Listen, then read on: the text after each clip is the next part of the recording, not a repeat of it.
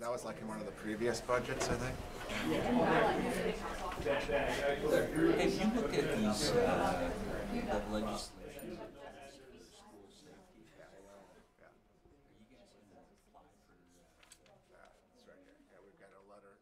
You have to write a letter that says your intent. So we'll talk about that during our correspondence. These are things it's also got to be stuff we can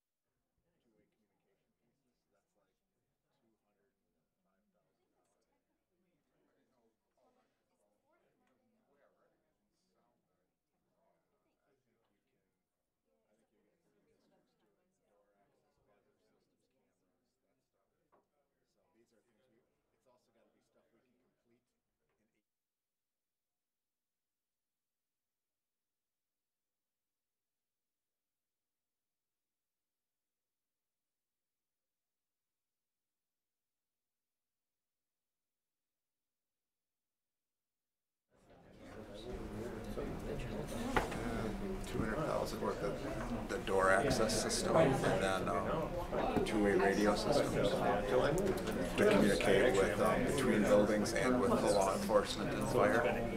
Basically, walkie-talkie system.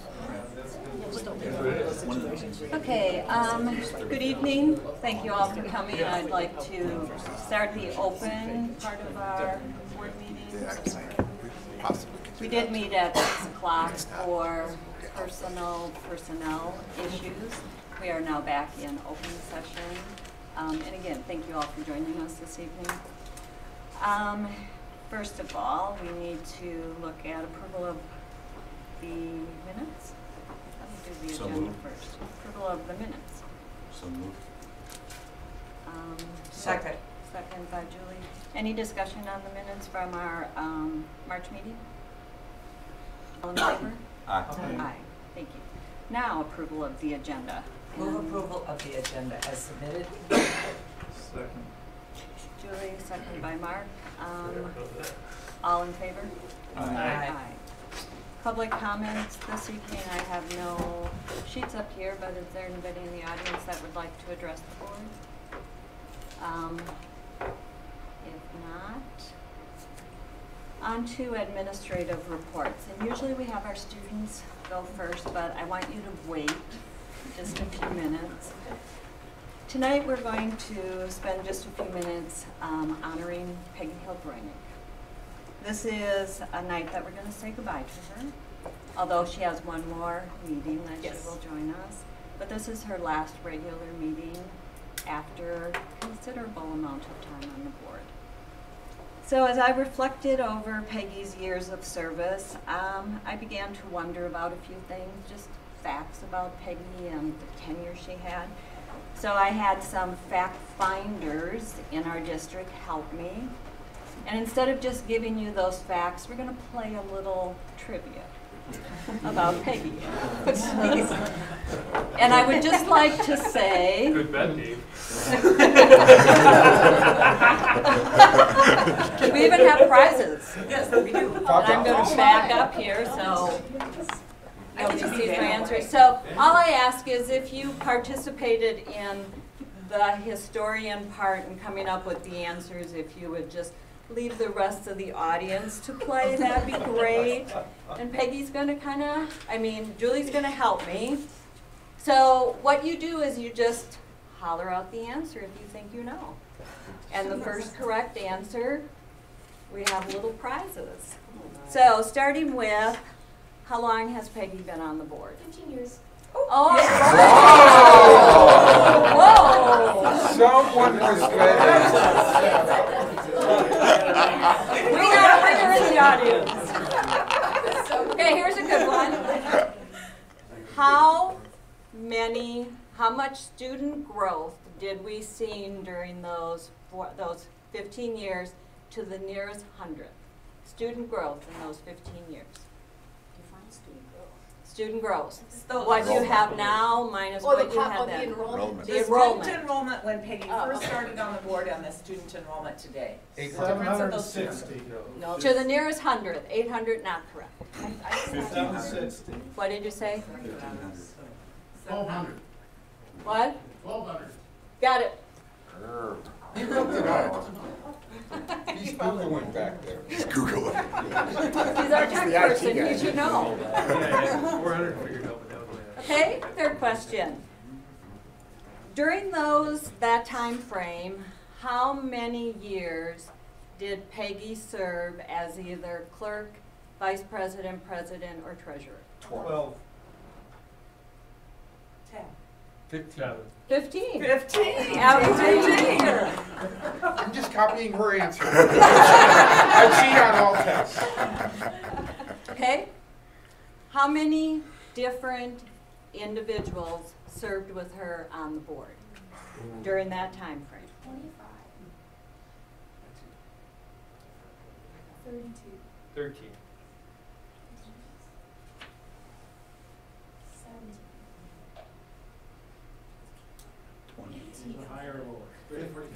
15 worked twice already. Are we gonna quit close? Jack got it within one. What did he get? 20. He gets 20. All right. It was It's 19. actually 19. Okay, this is an easy one, but you also have to name them. How many different superintendents by name? Name them? Name them. 3. Haven't they all been named You have to Randy? name them, Connie. Actually, Gary had it. Oh, what? 3. Purcell, Randy, or Randy, Purcell, and Helm. Yep. Last question. How many successful referendums has Peggy been involved in? 4. 5. Four. 4. Double winner. Double winner. Can you name them? Can you name them? At my union, you always give awards when you win them to the apprentices.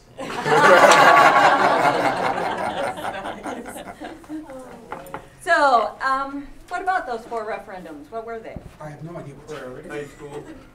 Addition to the high school, actually 2 different additions to the high school. We have the Arboretum and the intermediate and the things that went with those. Very good. Oh, you weren't in on the prairie? That was before my time. Oh, yeah. So when I think of Peggy, I mean, years of service, lots of descriptions come to mind. Leadership, mentoring, dedication, willingness, always with a smile, reflection, thoughtfulness. She's been a fabulous person to work with and to be mentored from. So after 15 years, many positions, lots of student growth, lots of different board personalities, we bid you goodbye and good luck. And thank you. And thank you. So we have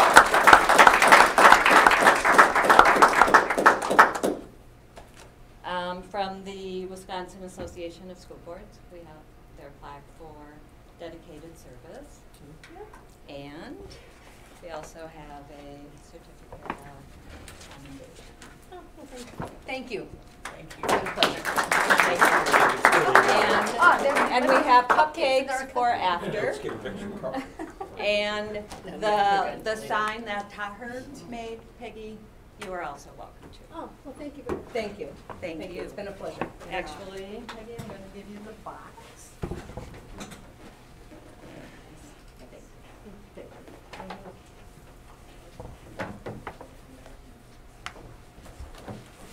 And now, on to the student. Now, aren't you glad you stayed? Of course. My other option is studying for AP Bio, which doesn't seem like a good idea.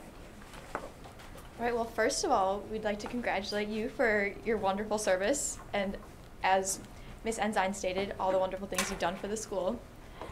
And now we also have pictures, so I'll be passing this around. So to start off, Above the Influence has been really busy this past week, For the last month, they've been planning and preparing for the day that they spent at the intermediate school, which happened last Friday. During this day, they discussed with students on how to overcome adversity, respond to negative peer pressure, and just surround themselves with positive influences in their lives. They talked to both the 5th and 6th grade classes and had a variety of different activities going on throughout the day. They started off with 4 speakers, all of which who were underclassmen, talking about how they overcame adversity and spoke independently, which was really cool to see. And then we ended up breaking off into small groups and going to classrooms to talk about, like I stated, overcoming adversity and responding to negative peer pressure. We then ended up going and handing out bricks and doing small group activities to have the kids fill out what their shovels were, which, as we described quite a long time ago, is what they use to help dig themselves and others out of negative places in their lives. So examples might be their sports, their family, their friends, and we had them make it really colorful. So that was really cool. And I can pass around, there's some pictures of the events. The next club is Forensics. So Forensics is a public speaking club where students write their own speeches, perform poetry, perform a skit, or perform a radio talk show. And there are many different categories, and each has its own rules and ways to present them. Forensics also has a parents' showcase night, which is coming up. At this event, groups of performers go into rooms with their parents and they perform their event in front of their parents. The Forensics team just had WFCA state at UW Whitewater, where they got first for Division II. Yep. And coming up, Forensics has one more state event, WHSFA, and an award ceremony. So I also got the honor of being a part of the Justice League Sexual Harassment Education Night that actually went on last night from around 6 to 8:30 at the library inside the high school. The goal of the evening was to help educate students and adults who ended up coming on what sexual harassment and assault are, learn how to give informed consent, and learn what consent is, as well as learn resources for if you or a peer are ever in one of those situations. Senior Phoenix Borowski helped coordinate the speakers for the evening, as she works at the Rape Crisis Center. Eileen and Heather, the names of the 2 women who came from the Rape Crisis Center, made a presentation that took up about the first hour of the night, and they educated us on consent and resources for sexual harassment if they were ever needed. Afterwards, we ended up going into a group discussion where we talked about the commonality of sexual harassment maybe in the hallways of our schools, as well as online sexual harassment that may be occurring without as much notice. We also brainstormed ideas on how to overcome those issues that are occurring, and maybe start finding ways to help combat the problems that are going on as students. We had a very informational and enjoyable evening with a great group of people who ended up contributing a lot of great ideas. A special shout out goes out to Mr. Borowski, Mr. Hale, and Mr. Carley for attending the event, and Mr. Hale for helping to organize all of Justice League's activities. A new club to the high school is FCCLA, which used to be called Hero Club, which was a club last year. And in Hero Club, the students could not compete, but cooked and catered for many events, including the diabetes event that occurred in the fall. But now that it was converted to FCCLA, the students are allowed to compete for and do their regular events. So the competitions that the students can do is fashion construction, fashion design, recycling and redesigning, and many more. And even though FCCLA is new this year, 4 students are going to state this year to compete. Alright, so lastly we have Student Council, and unfortunately Student Council hasn't really done anything in the last month to update you guys on, because they've been doing a lot of planning for our babysitting night, which is coming up at the end of the month, and finalizing details for officer positions, as well as planning our Devil's Lake field trip, which will be happening in late May. Our officer positions are planning on being voted on in the next couple of weeks, so hopefully in May we will have updates for who are the new presidents, vice presidents, and so on. And from there we will be updating you on anything else that occurs. Thank you very much. Any Is questions? prom this weekend? Yes, Yeah. prom is this weekend. Yeah. Unfortunately, it's supposed to rain, which is 40 and rain. kind of a bummer. But not snow, so you want to be positive. Exactly. Optimism. Indoor event. Indoor event. But pictures are like the most important part. Thank you very much for all your digging around with those events. We do really And- appreciate them. You guys can keep that too if you'd like. You can hold on to the pictures. Nice, And thank and you. I'll have it posted in the minutes too. Oh, that'd be Yes. good. Thank if you you, want ladies. any more pictures, we have like 150 of them. So feel free to email me or let me know if you need it, if you want any more pictures from the event. All right. Awesome. Wonderful. Thank you Thanks, so much. ladies. Thank you. Study hard. Our teacher report. Cindy. Before you leave, maybe you should stay. I did get the opportunity today. We have a collaboration time, the first 20, 30 minutes of Mondays where we get to connect with classrooms. And my classroom, we filled out our brick and shovel today. So I got to make one of those today, so that was awesome. Very cool. So we also want to thank Peggy for all of her years of service. She has been an amazing collaborator with teachers and really put that in the forefront. And we really appreciate that, so good luck. Two things. One is, most of you probably know that we're going to be starting a K-6 new writing program, and I'm just bringing forward to you that teachers are very excited about it. There's a choice between two. I think they make that decision tomorrow, but they're really excited about it. They liked the process. The pilot was a full year. There was a lot of discussion and weighing in on what was good and bad. Actually, they were both good. So what was the best things from both of them? So that's just a really positive thing for K-6 teachers. We just had the barricade drills, so that's on every teacher's mind right now. I think there's, I don't know if every school did, but I think everybody filled out like some things that happened during the, concerns they had and stuff. I think what I've been hearing though is they would really appreciate, they love when you come and talk about budget and the listening sessions. They would love that kind of thing also for school safety, just for the barricade drills, because it's a discussion more than just a write-in what happened or what they're concerned. They'd like to have some discussions about that. So that's it. Thanks. Thank Thank you. you. Thanks, Thank Cindy. you, Cindy. Next, if any board members have things that they have attended, would like to share. I know Julie had something. I have two things. I got to attend a free presentation by the Wisconsin Academy of Letters and Sciences. They were featuring a series of lectures and talks centered around the theme of the American Dream in Wisconsin. And I went on March 20th at the Overture Center, and the title of the talk was The Pursuit of Happiness, and it was led by Dr. Richard Davidson, who is affiliated with the Center for Healthy Minds at UW and has done a lot of research with mindfulness, happiness, meditation, and it was done kind of as a question and answer with a gal from public radio. And so it just was a really insightful evening. Lots of interesting research being done on the topic. The takeaway that was school related was, he says the science now is leaning so strongly that meditative practices, the idea of pulling yourself and being present in the moment, has such outward overarching health benefits regardless of age, and better prepares the mind to be open to learn, that he's looking forward to the day that practices of mental hygiene will become as routine in our schools as PE classes. So interesting to see if that will come to fruition, but it was a really interesting topic, and I'm just fascinated with that work that's being done right here locally. The second thing, I just think it's great when we can highlight where our grads are going and what they're doing. Lori Bardenwerper-Lucking was a 2003 grad of Waunakee High School. She has since become a lawyer, she has since become a mom, and now she's a published author.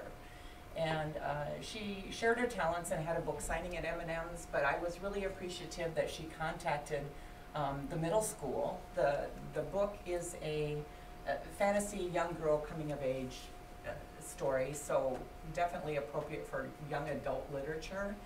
And she went to the middle school and made presentations during contact time and visited one of the creative writing classes. So I just think it's interesting. You never know where your paths are going to take you. You know, she went all the way through law school, doing this mom thing, and figured out how to write and publish a successful novel. It's available on Amazon, and I thought it was really great that she shared this with the middle school and shed light on where it can go. Anybody else have something to share? Gary? I didn't think I had anything until Randy and I listened to, what was her name? I was blanking out on her name. I'll find it. She was Cyril Stotts' granddaughter, I know that. But another Waunakee student that has traveled and has done some incredible things. I think she's been to 71 countries and is doing a business thing online. It was actually very impressive to listen to us. And people come out of here and do good things. They It's do. just amazing. You never know where it's gonna take you. Thank you. One of the things that I've had the opportunity, a committee I've had the opportunity to serve on is DPI, Professional Standards Council for teachers. And I had a meeting today, and the one thing that I'm thrilled to say is that something I think Gina Pagel's actually kind of been looking at as one of her projects also, is that the state of Wisconsin is now an affiliate member of Educators Rising. And for those who don't know what it's about, it's comparable to like if you were to have a career pathways for teaching. You know, like you've got FFA for ag, you've got different things for medical field, and there are resources that are going to be, that are available and will continue to be made available for districts that are interested in establishing an Educator Rising CTSO, which are like the FFAs and FBLAs and all that for education, and including curriculum for anybody who's interested in it. And the person who's been on the national committee for that is one of the teachers of the year from Moscow, Leah Luke, and she's, if this is available, you know, almost like free of charge for people, for school districts. But I'm hoping, I bring this up simply because if there's ever a request for a future board to approve of Educators Rising as a new club, board, whatever it's going to be called at the time, there's some really cool things going on here. This is all in the interest of providing opportunities for students who are in school, who might be interested in teaching, to get experience as well in school, and to address a critical shortage that's nationwide as well as in our state, which is teacher shortages right now, and something we all are dealing with. Waunakee not as much because we tend to attract a lot of folks, but I tell you, it is a kind of a crisis mode, and so this is one thing that I think will hopefully help attract potential new educators to the field. So, educators, right? Thank you. Thank you for being on the committee. That's been interesting as well. Any other? Anybody else on the board? I'm going to put Steve on the spot. Can you just share with the board, Steve, where you were over the weekend and what you were doing? Oh, sure. So I was invited to the National School Board Convention in San Antonio to be a part of a panel presentation on Saturday, as well as to provide a presentation on Sunday. And it was an excellent experience. On Saturday, I partnered with a school board member from Oklahoma, the executive director of the Iowa School Board Association, superintendent from Kettle Moraine, and then myself, as well as a representative from Forecast 5, to really just discuss data and its use in schools. And then on Sunday, I partnered with a representative from Forecast 5 to give a presentation at 8:30 in the morning.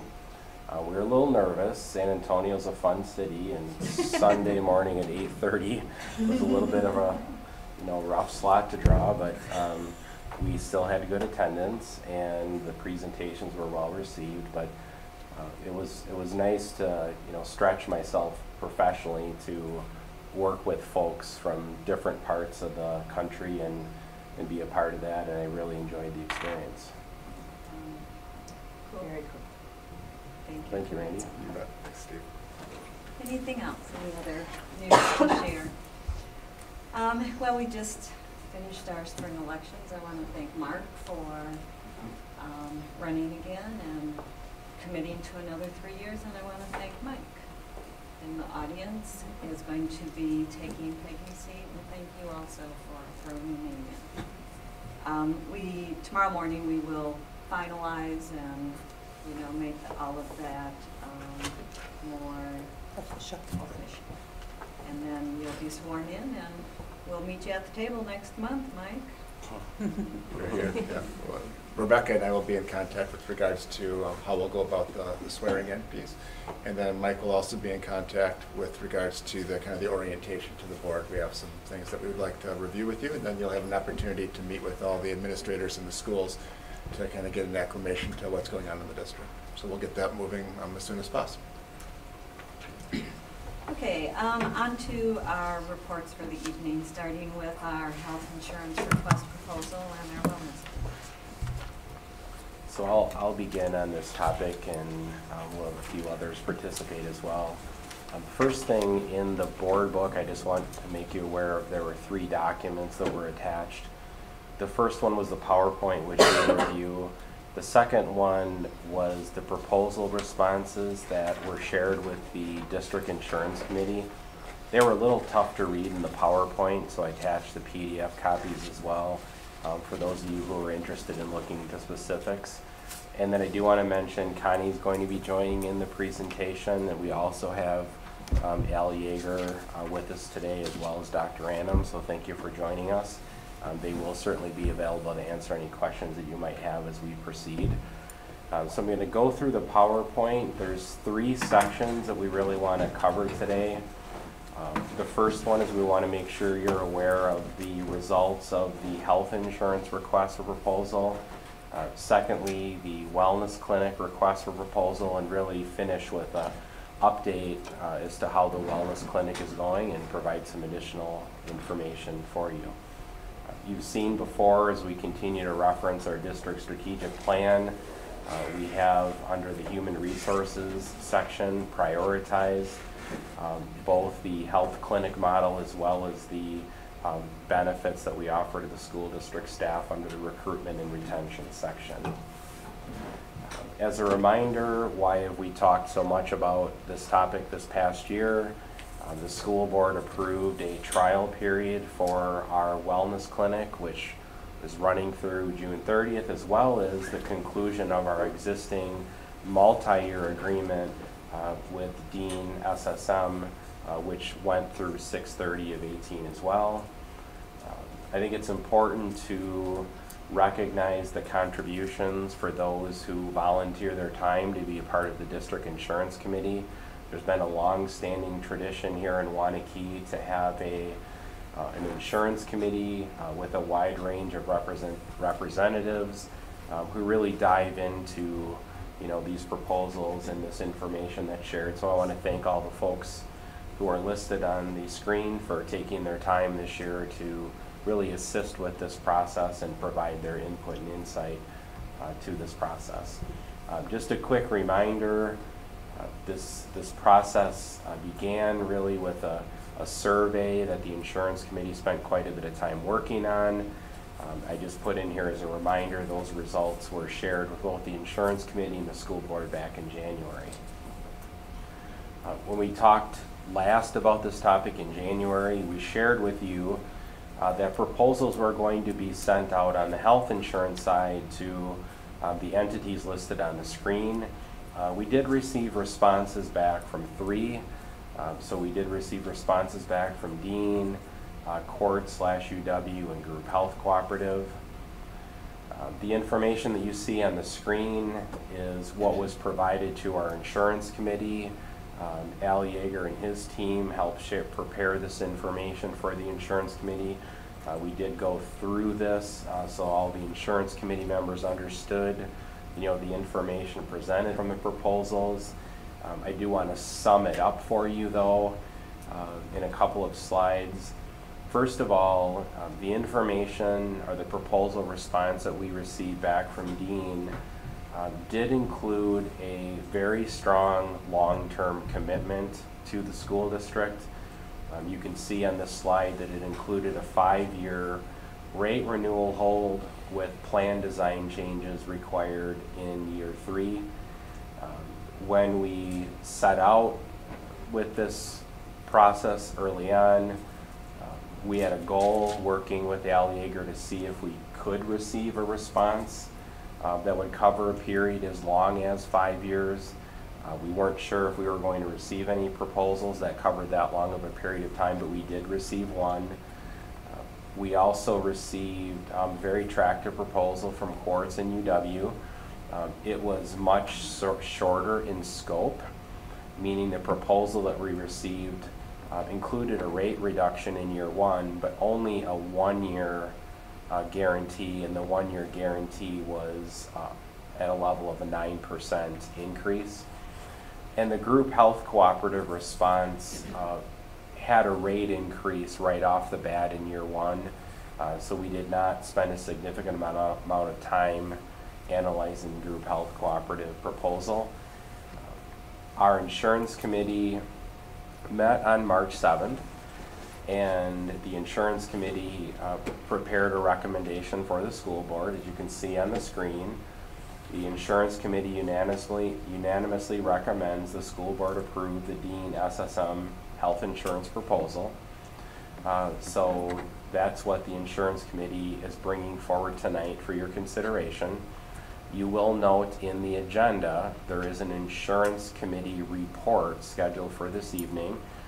Underneath that section you will see a request for approval of the health insurance proposal, as well as the wellness clinic, as well as the dental insurance.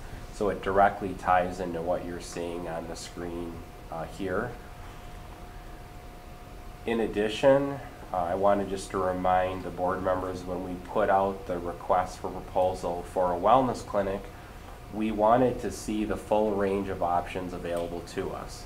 So that means we offered carriers with the opportunity to provide a proposal with no wellness clinic model at all, i.e. a traditional health insurance program, a proposal with a health insurance benefit model with an integrated wellness clinic.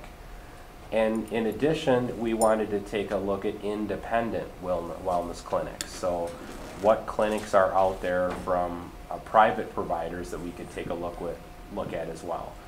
We really wanted to make sure in this proposal process that we really took a look at the full range of options. We did receive 3 responses back. We received 1 integrated model response.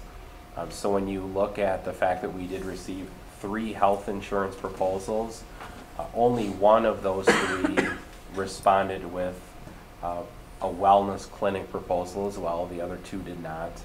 And then we received 2 independent model responses as well from the providers that we sent this to. So I'm going to skip over this. This is all of the details of the wellness clinic proposals, and I really want to just kind of get to the end and kind of talk about the financial proposals really at a high level.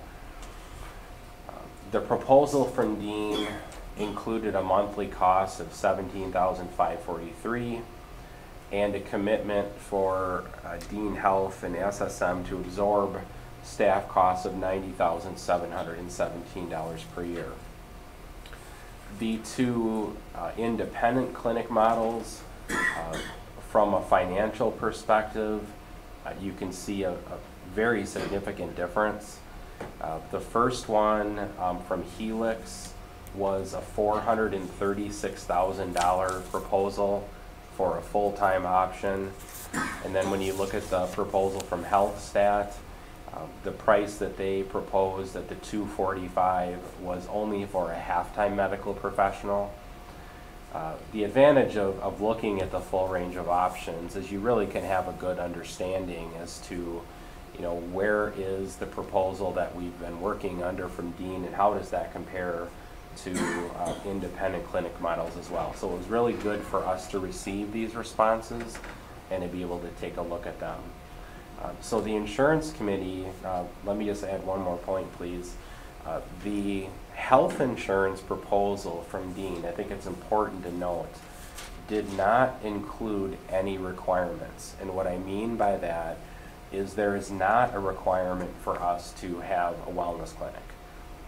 There is not a requirement for us to meet the health risk assessment biometric levels for our staff as we had in the previous agreement from Dean.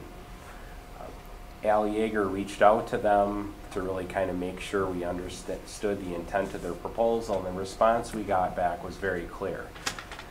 They wanted the proposal that they provided to us to be viewed as a true partnership, meaning no requirements, no strings attached, a true partnership between Dean SSM and the school district. So I want to be clear as we look at the recommendation from the Health Insurance Committee that the wellness clinic model is not a requirement for accepting the health insurance proposal the dean gave us. So upon looking at that, the insurance committee unanimously recommended that the school board approve the wellness clinic proposal as a continuation of the trial through June 30th of 2019. In addition, the insurance committee recommends a review of the wellness services and programs available to staff, including the employee handbook language on health risk assessment biometric screening. So I think it's really important to just kind of talk for a minute about how the two of these proposals tie together.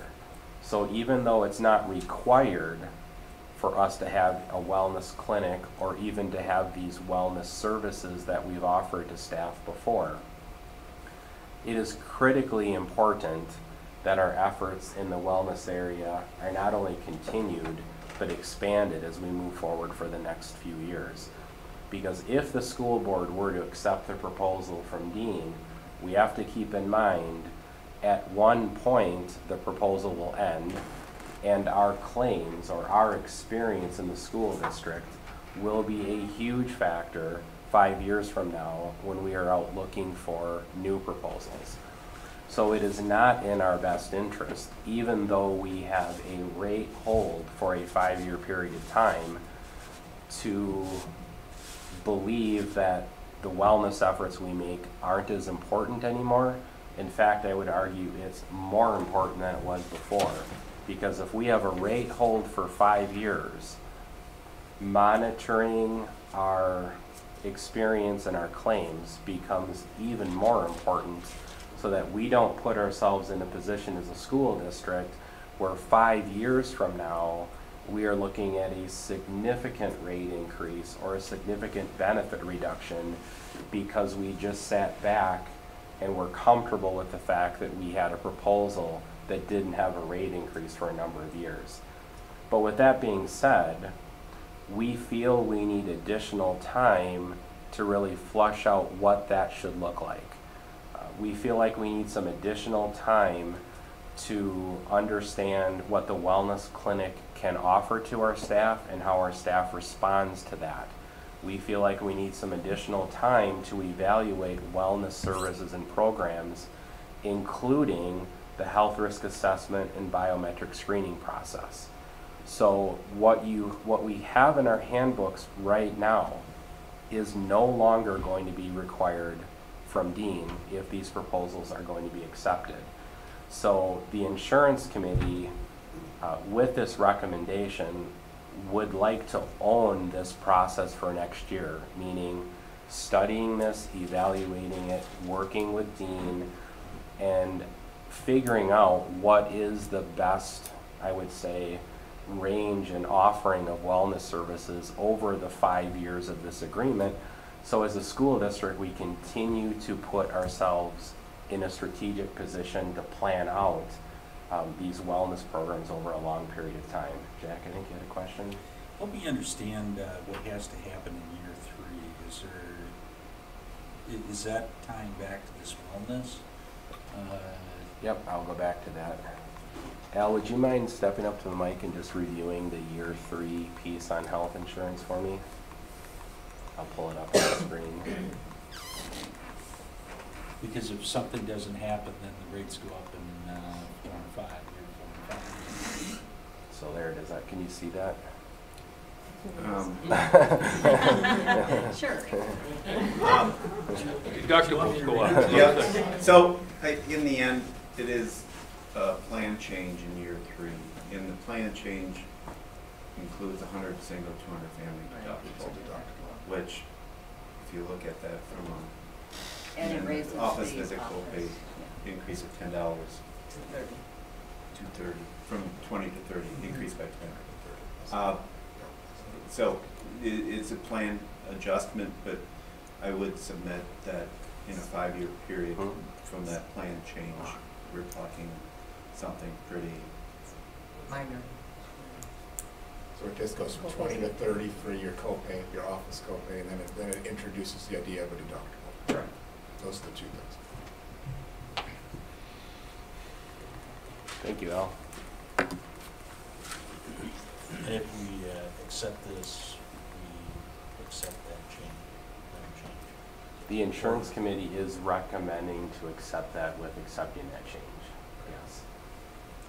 Let me just pop back here to talk about so again, the proposal on the insurance committee end is to really continue the evaluation of this process. As Connie and I have talked about, you know, the health risk assessment and biometric screening is certainly an important piece of our previous agreement with SSM and Dean. In fact, we changed our employee handbook language so that the participation of staff and their spouses was required to earn the full district contribution towards the health insurance program.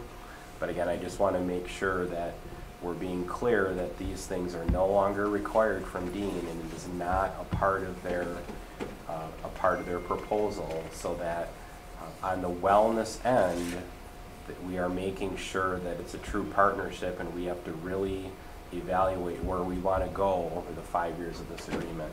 Mark? And so then, if someone doesn't meet the requirement, they'll have a 3% increase in what they pay for their premium.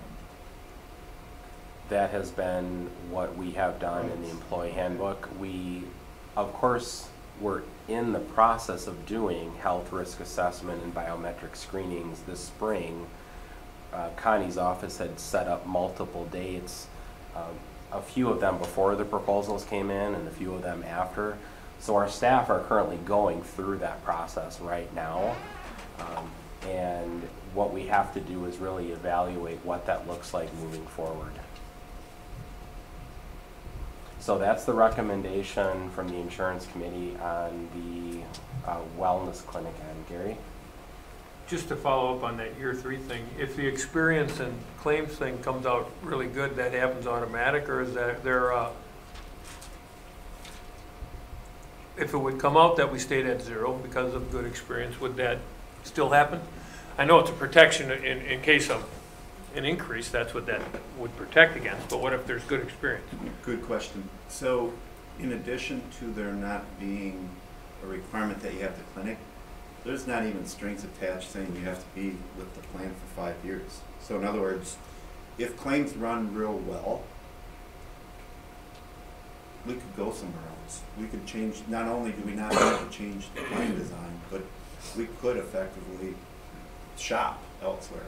But in the end, where your claim, I mean, that's the short answer. The longer answer is, I'm not going to hold, I don't think we should hold our breath that that's going to happen. I'm just... Understood. Yep. So it's a good what if, and it's a good question. And the reality is, if we don't need to change the plan design, there's nothing that prevents us from negotiating a more aggressive rate in a best case scenario. Thank you, Al.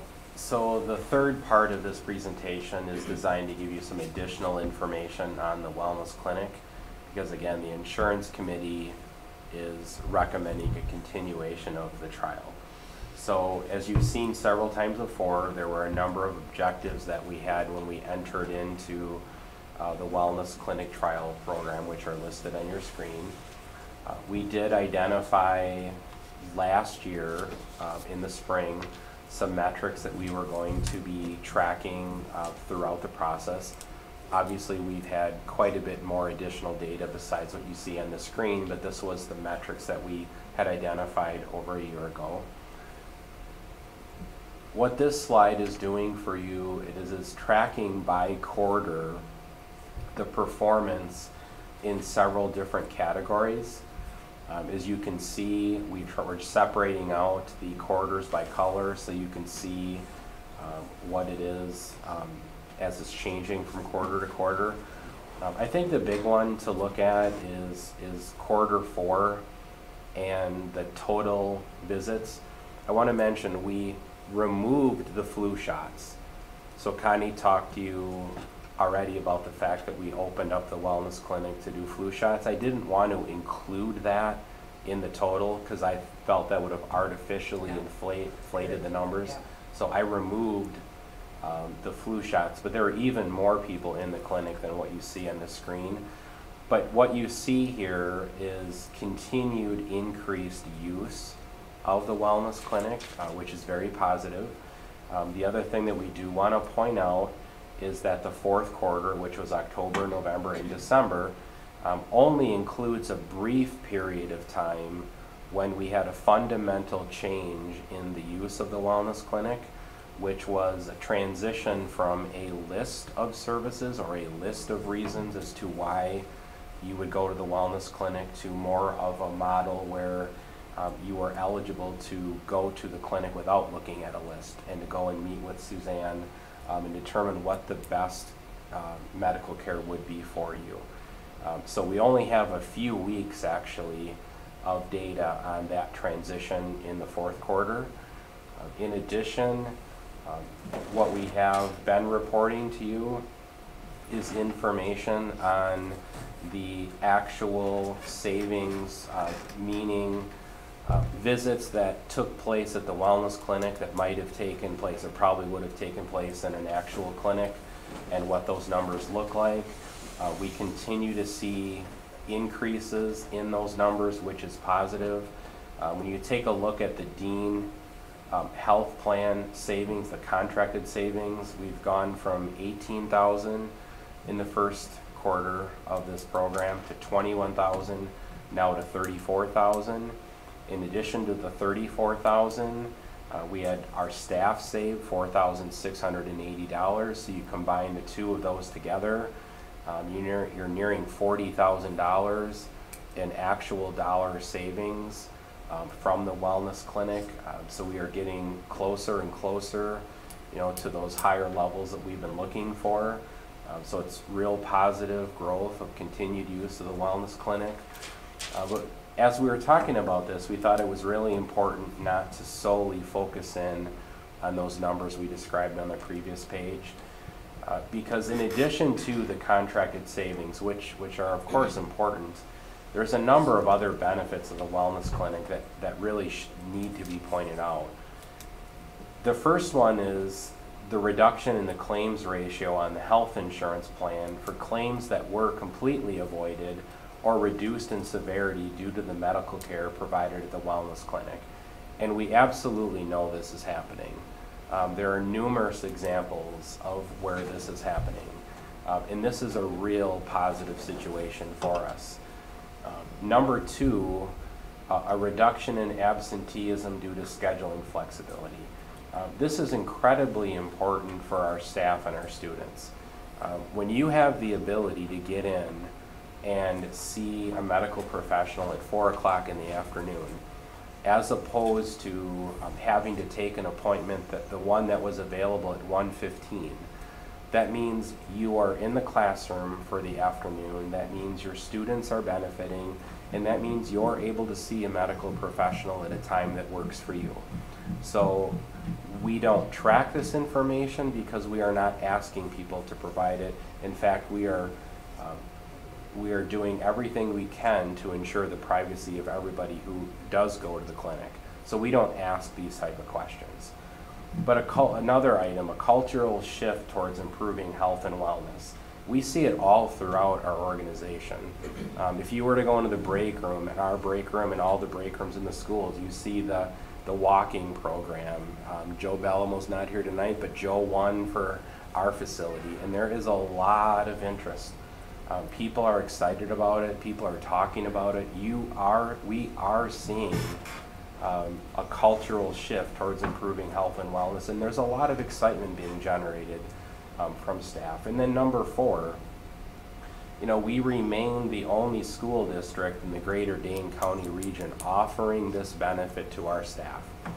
So in a period of a time when attracting and retaining a high quality staff is becoming more and more of a challenge, this is clearly something that we are offering that is standing out above and beyond everyone else. So we think this is something that is very important. In fact, Connie highlights it in the recruitment process. So it is something that we are definitely very proud of, and we certainly make sure that folks know that we have this available.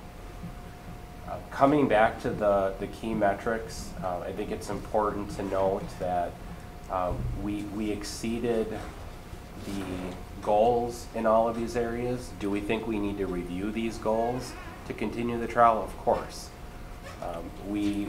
We're very pleased to report that the goals and the key metrics that we identified in all 4 of those categories have been exceeded. But we want to continue to push ourselves, and we want to continue to look at the programs available and set higher targets. At this point, I'm going to turn it over to Connie, who's going to walk through some additional pieces on the wellness clinic, and then I know we could open it up to questions, as well as with Dr. Random or Al or anyone else. Connie, do you want to have the clicker?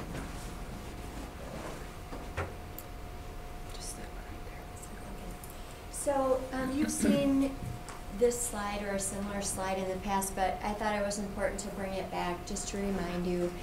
Flu shots, we previously would set up flu shot clinics in the school, and there was a window of time when staff could come in.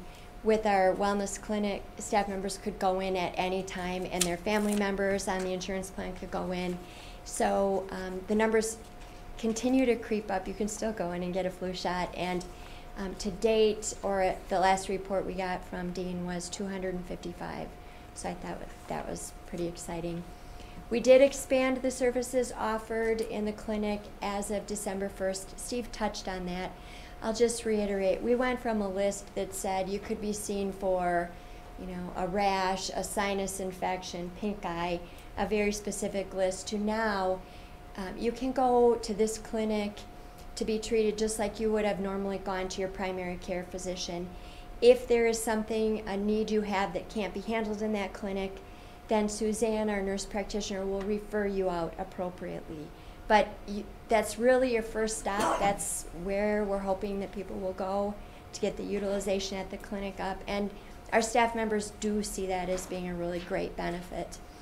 The Epic medical record system was up and running as of December 1st. And that means these visits for the purpose of records are seamless. So you go in and see Suzanne, it's in your My Chart. Your primary care physician can look in there and see, oh, you had a visit at our wellness clinic, what happened. It's up and running now.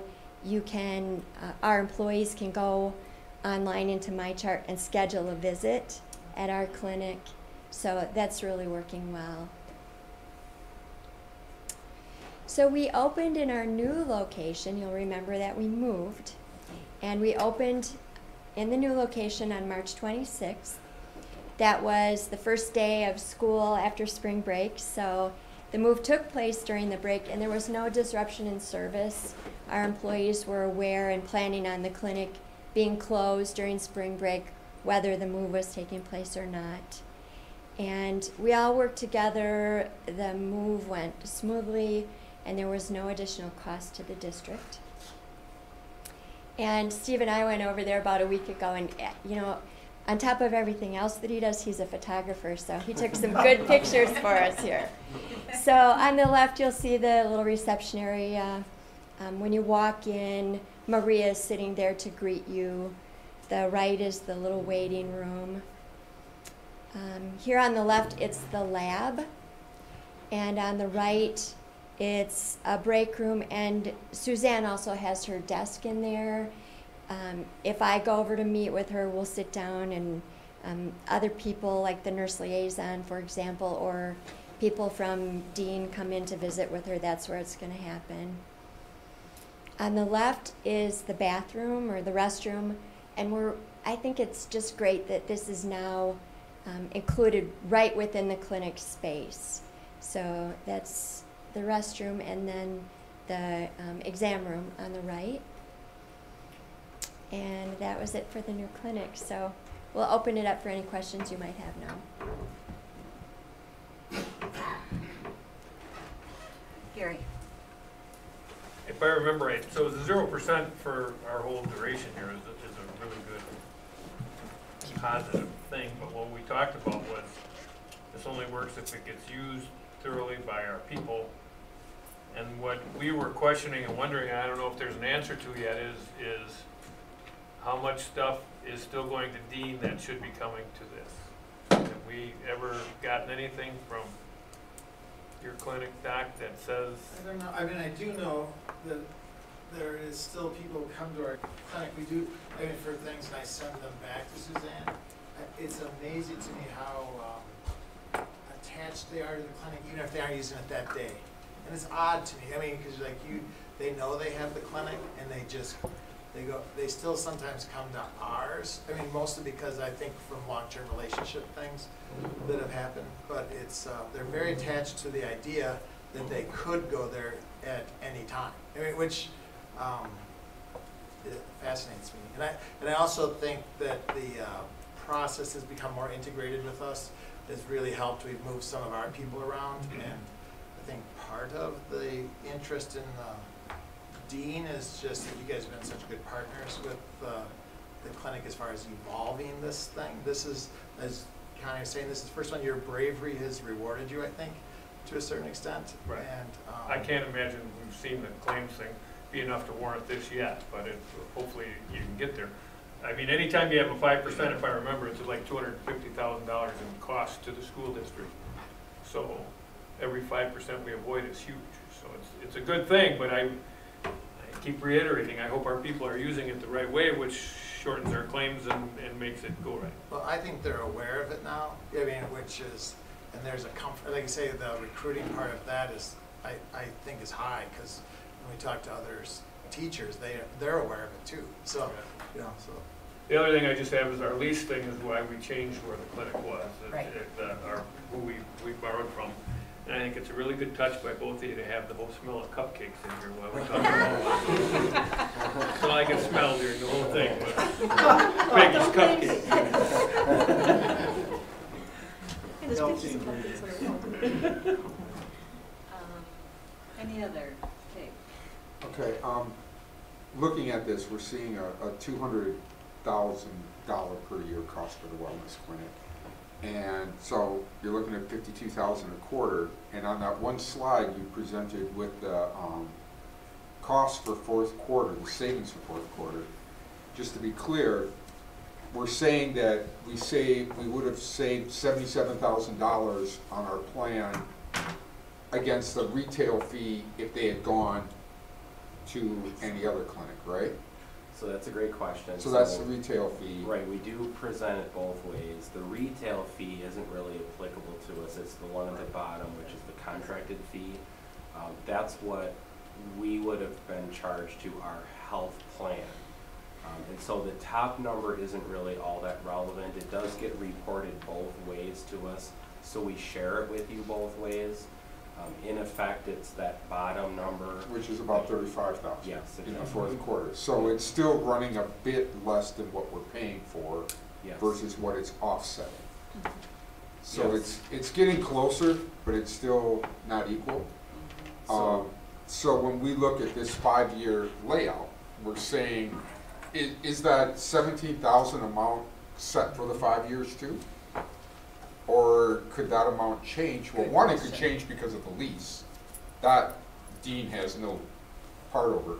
In fact, the $17,000 amount is totally us, that Dean has no control over. So it is possible that amount could go up. So, right? Good question. So on the wellness clinic side of things, because it is completely independent from the health insurance proposal, it is definitely up for conversation what that would look like and how it would change over the years and how it might change over the years. The one thing I do want to point out, Dave, about the numbers, because this is when it gets a little difficult to try to analyze the success of the wellness clinic, is in addition to the numbers that are reported to us, there is all the information not reported to us that I highlighted on the second page of that, or the slide after that one. And when you think about claims avoided, or claims greatly reduced in severity, that is happening in the wellness clinic. And an example of that would be someone who had a situation where they weren't feeling right, chose to reach out to Suzanne and was able to be identified and put in a situation to avoid something significant from occurring because of it being recognized at an early stage. So because we had that clinic and they had access to that care and were able to get in right away, a much larger claim was avoided on our health insurance plan. Now those numbers we can't quote to you. The same thing on avoiding substitute costs, the same thing on some of these other areas. You can't quantify those. That's why when we look at the wellness clinic, even though it has been separated in the proposal from Dean, we look at it as a complete benefit program, because by having the clinic, you see the claims ratio numbers, or it contributes to the claim ratio numbers, which led to the confidence from Dean to give us the proposal that they did. Gary made a great point. Our current claims ratio today does not justify a 5-year rate hold being provided to us. It is the belief from Dean that continuing to partner with us and continuing to put wellness programs in place, that we will have those numbers that will make this supported.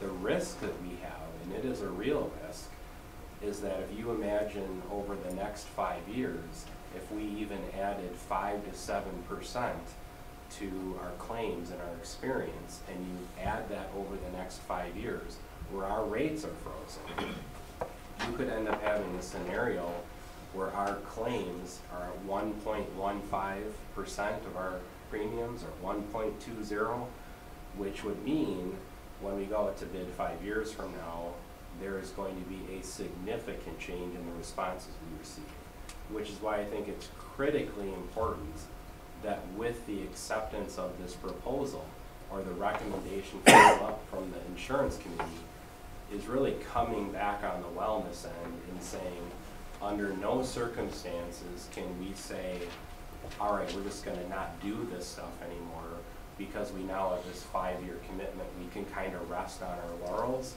In fact, we think it's important to continue to improve what we offer, but it is tied, because the wellness clinic connects to the experience or the claims on the insurance end.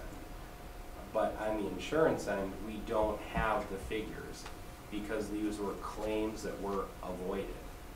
And so you almost, I mean, Al has talked about this before, the bending the trend concept, that absent of doing this, what you see in many employers is the 5 to 10-year% trend line. What Al has seen in places like Sheboygan and other communities that have really embraced the wellness clinic is the trend line has changed on their insurance plan.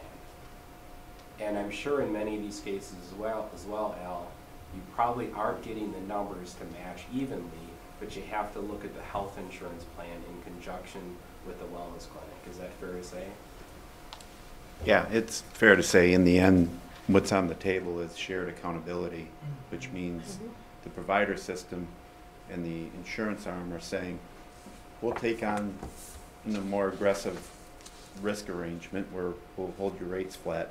But on the flip side, we see what you're doing from a wellness initiative. And if you do all the right things after that 5-year period, hopefully you're in a good spot. But the bottom line is the shared accountability is truly a big part of the equation, is the wellness initiatives. So it's not just the transition of shifting care from provider A to a less expensive provider, but to Steve's point, it's claim avoidance. Population health is a big piece of the equation. To put a number on it, if you end up at year 5 and you have a 20% increase, it's $1 million by what we've been doing. So you better pay attention, because where are you going to come up with that? If it's 250 every 5%. Well, that's why I'm looking at the wellness clinic. The one, by taking a 5-year deal, we see one thing about the deductible in the office company going up a little bit. You know, obviously we can deal with that with pay increase or whatever to offset that cost. That's easily calculated. The wellness clinic, the 17,000, the concept of you're under a lease, what's going to happen next. I mean, nobody expected him. We opened the wellness clinic, and how many months later he decided to put us into a different building? Well, what's going to happen 5 years from now? You don't know.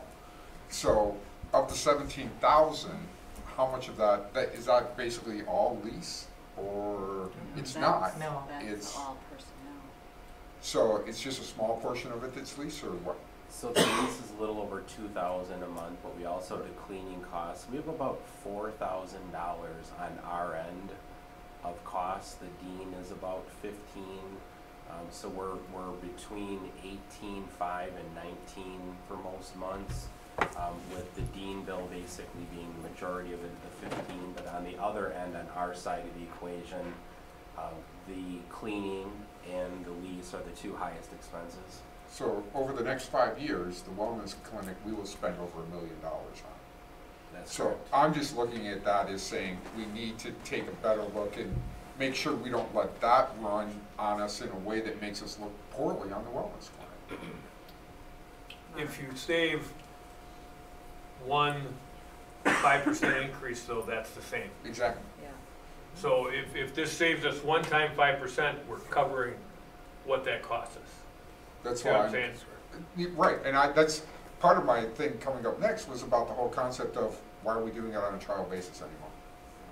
Aren't we done with the trial basis? Well, I don't think it's done being as good as it can be though. You should keep it on trial. Well, yeah. Oh, but that can be done that's always going to be done. Whether we're trial basis or not, we're always going to be looking at improving it. But the concept of saying, well, maybe in a year we'll end this. I don't think with this 5-year plan, you end this any point during the 5-year plan. Julie, I guess I would argue at a $20,000 per month cost, we will need to continue to monitor the number of visits per month. And you divide those together and that number better continue to go down.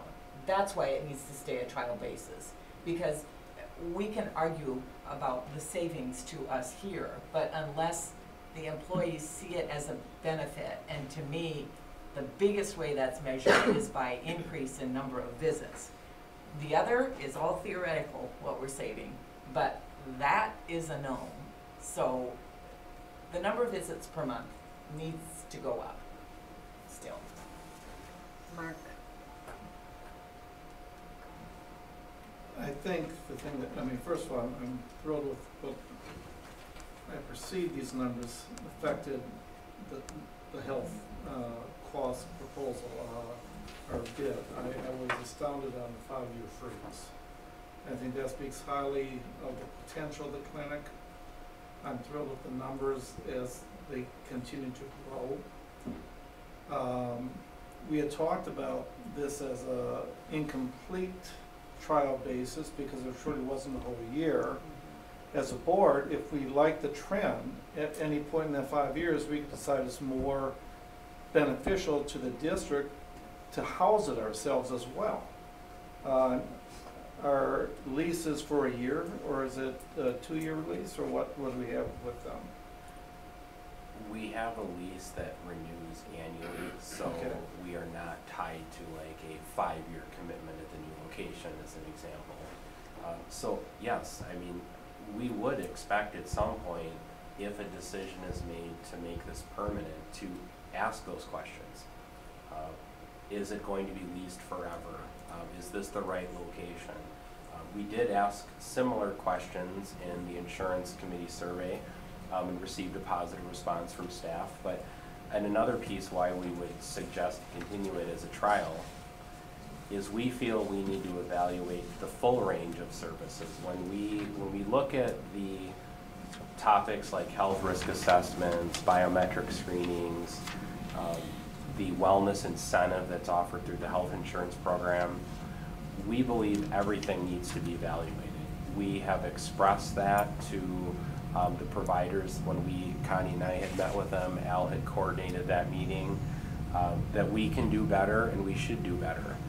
We think wellness programs are still in their infancy, and there's a lot of improvements that can be made. And we think it's important to bring that all back to you so that you can take a look at that. The other piece is that, as Connie described the December 1st change, I don't want to minimize how significant of a change that was. You don't even have any data post that change other than a few weeks in this quarter. So I think it's continuously important for the school board to have that data in front of you to determine if this is the right way for us to proceed over the 5-year length of the contract. Is it the right place? Is it the right number of hours? We think it's important to continue to analyze the wellness clinic so that we can offer the best range of wellness and health services to our staff. And to that point, staff will continue to need to give us feedback in terms of what's working and what's not.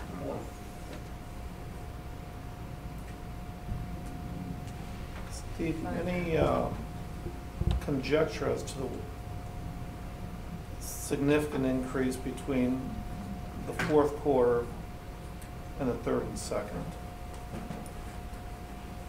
Expanded services, is it? I think first of all, having the flu shot in that location was an excellent strategic move for us, because then people could see it.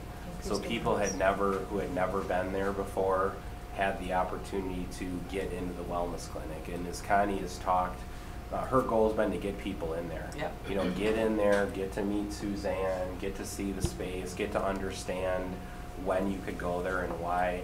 And I really think the decision to have the flu shots occur was a very important decision, because the exposure, I mean, when you mentioned 250 people have all been exposed to the wellness clinic now, and they know it's there, and they were able to meet Suzanne.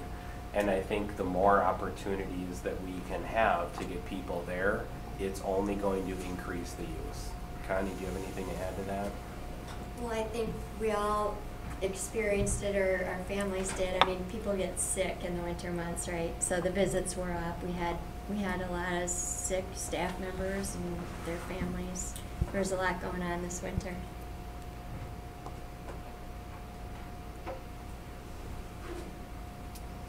Peggy. I think that this investment has been very brave and appropriate, and continues to set the stage for, as Steve says, what's been tried in other areas, but lends itself towards our mission as a district, and caring for staff. I think when you look at the number of visits, I get more interested in percent of staff who've visited, those types of numbers, because numbers of visits is, how many people have used it? I think that's one question that I think Gary alluded to in terms of why what chose to go here instead of the clinic. I think it's ideally, if you have a healthier staff, you're not going to be needing the doctor as much. In the perfect world, but I think the whole kind of cultural shift, changing behavior, increasing awareness, using the flu shots or even the physicals for new employees or whatever. There are all kinds of things that you can use as incentives to get people in to learn about it and then possibly use it. I think it's a wonderful investment. I appreciate that Dean has recognized, the benefit, I'm sure, to themselves as well in terms of a business model in the long run for offering this kind of thing and being willing to partner with us and moving ahead of this. So, kudos to everybody who's been involved. I think it's wonderful, and the whole recruitment and retainment of staff. I was listening to his numbers today, and some of the reasons why staff leave the districts or leave the professions because they don't feel like necessarily they're being cared for, or this whole balance stuff. And I think to the extent that we have things like this that are available to staff to help address those types of things, just positions us as just a district that if you want to teach, hey, take a look at Waunakee. I think that's great. So thank you to the committee and staff involved so far. So, are we voting on this? We do. Later tonight, yes, we do have the insurance committee report, which does include these recommendations coming back for your consideration. Thank you for your time. Any other comments? Thank you very much for all people involved in this. It has really been beneficial and lots of different things. So those items will be voted on during the insurance committee report. So, the next item we have up for our strategic planning tonight is a continuation of our technology reports. So Herb is here this evening. Last month you heard from Tim Schell. I'm talking with regards to what were some of the plans we looked at from a curricular standpoint. So it really was a good introduction to what Herb is talking about tonight, and what Herb is going to be walking through is trying to tie together what you've seen conceptually as far as how we want to deliver technology instructionally to the budget. And then we're also going to tie in some of the other pieces that are part of Herb's budget, so you can see how all of those pieces move together. And there'll be a couple other strategic areas that we want to talk to you about, particularly about like the grants. Equity at the elementary and yeah. So yeah, this is a continuation of what Tim reported on last month. So we're going to update the 5-year purchase plan. Obviously looking at 1-to-1, 5, 12, which we're kind of already making steps towards that. Revisit the door access, some of the facility things that I have on my budget. Need to address the K-4 access plan, some of the equity issues that we have there. And then kind of the goals for the next 2 years as they pertain not only my budget, but what we're doing technology-wise. So to blend it into the strategic plan, Tim talked about how this relates to curriculum. I'm going to be talking how it relates to the budget, and then I'm also going to be talking about how the facility part of my budget, those projects relate to this. So we'll take Tim out of we'll take his arrow away. And we'll look at my budget projections. So I've been meeting, Tim and I and Amy have been meeting with the curriculum committee for the last few months, since November, talking about some of these models. And so we've rehashed this over and over again and looked at lots of different items that as they pertain to what curriculum and technology are doing. I'm completing the second year of that 5-year plan. 2 years ago I came forward with a 5-year plan of what we were doing technology-wise. So 2 years in and we're already changing that. That's kind of how technology is. You make a 5-year plan and 2 years in, technology changes to the point where you have to start looking again. We need to adjust some of the things that we're doing. 5.12, it's turning into a mobile environment. 5.8, we were already there, and all we really needed to do is change a few things, and they're already doing a 1-to-1, which we could have done a long time ago. It just kind of came forward. We need to reset the K-4 buildings.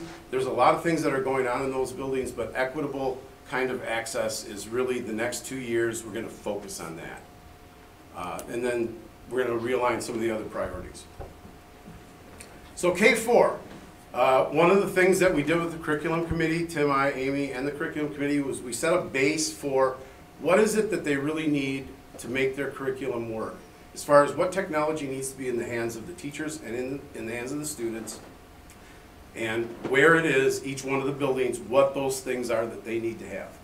So we addressed some of the imbalances. We're going to look at what it is that we need to do in the next 2 years to address those. And when I get to some of the last slides, you'll see some of the things that we're going to do there. We have an aging iPad population in all the buildings, but really in the K-4 buildings, that's getting to be an issue, so we really need to address that. There is also a growing use of Chromebooks in the 3rd and 4th grade level, so that's a concern. We originally said that Chromebooks would be good for 4th graders because then they could get an idea of what Chromebooks were, so that when they become 5th graders, when they really need to use them in the curriculum, but the creep is going. So now we've got 3rd graders using them, 4th graders are using them even more and more. Tim talked a little bit about the makerspace and how that relates to what we'd like to do in the K-4 areas. So that's, we're going to try to expand that to that level, get that scope and sequence to go K through 12. Right now we have some gaps. You've already seen this slide. None of it has changed except for the iPad, not the numbers, but what we're going to pay for iPads. That's changed.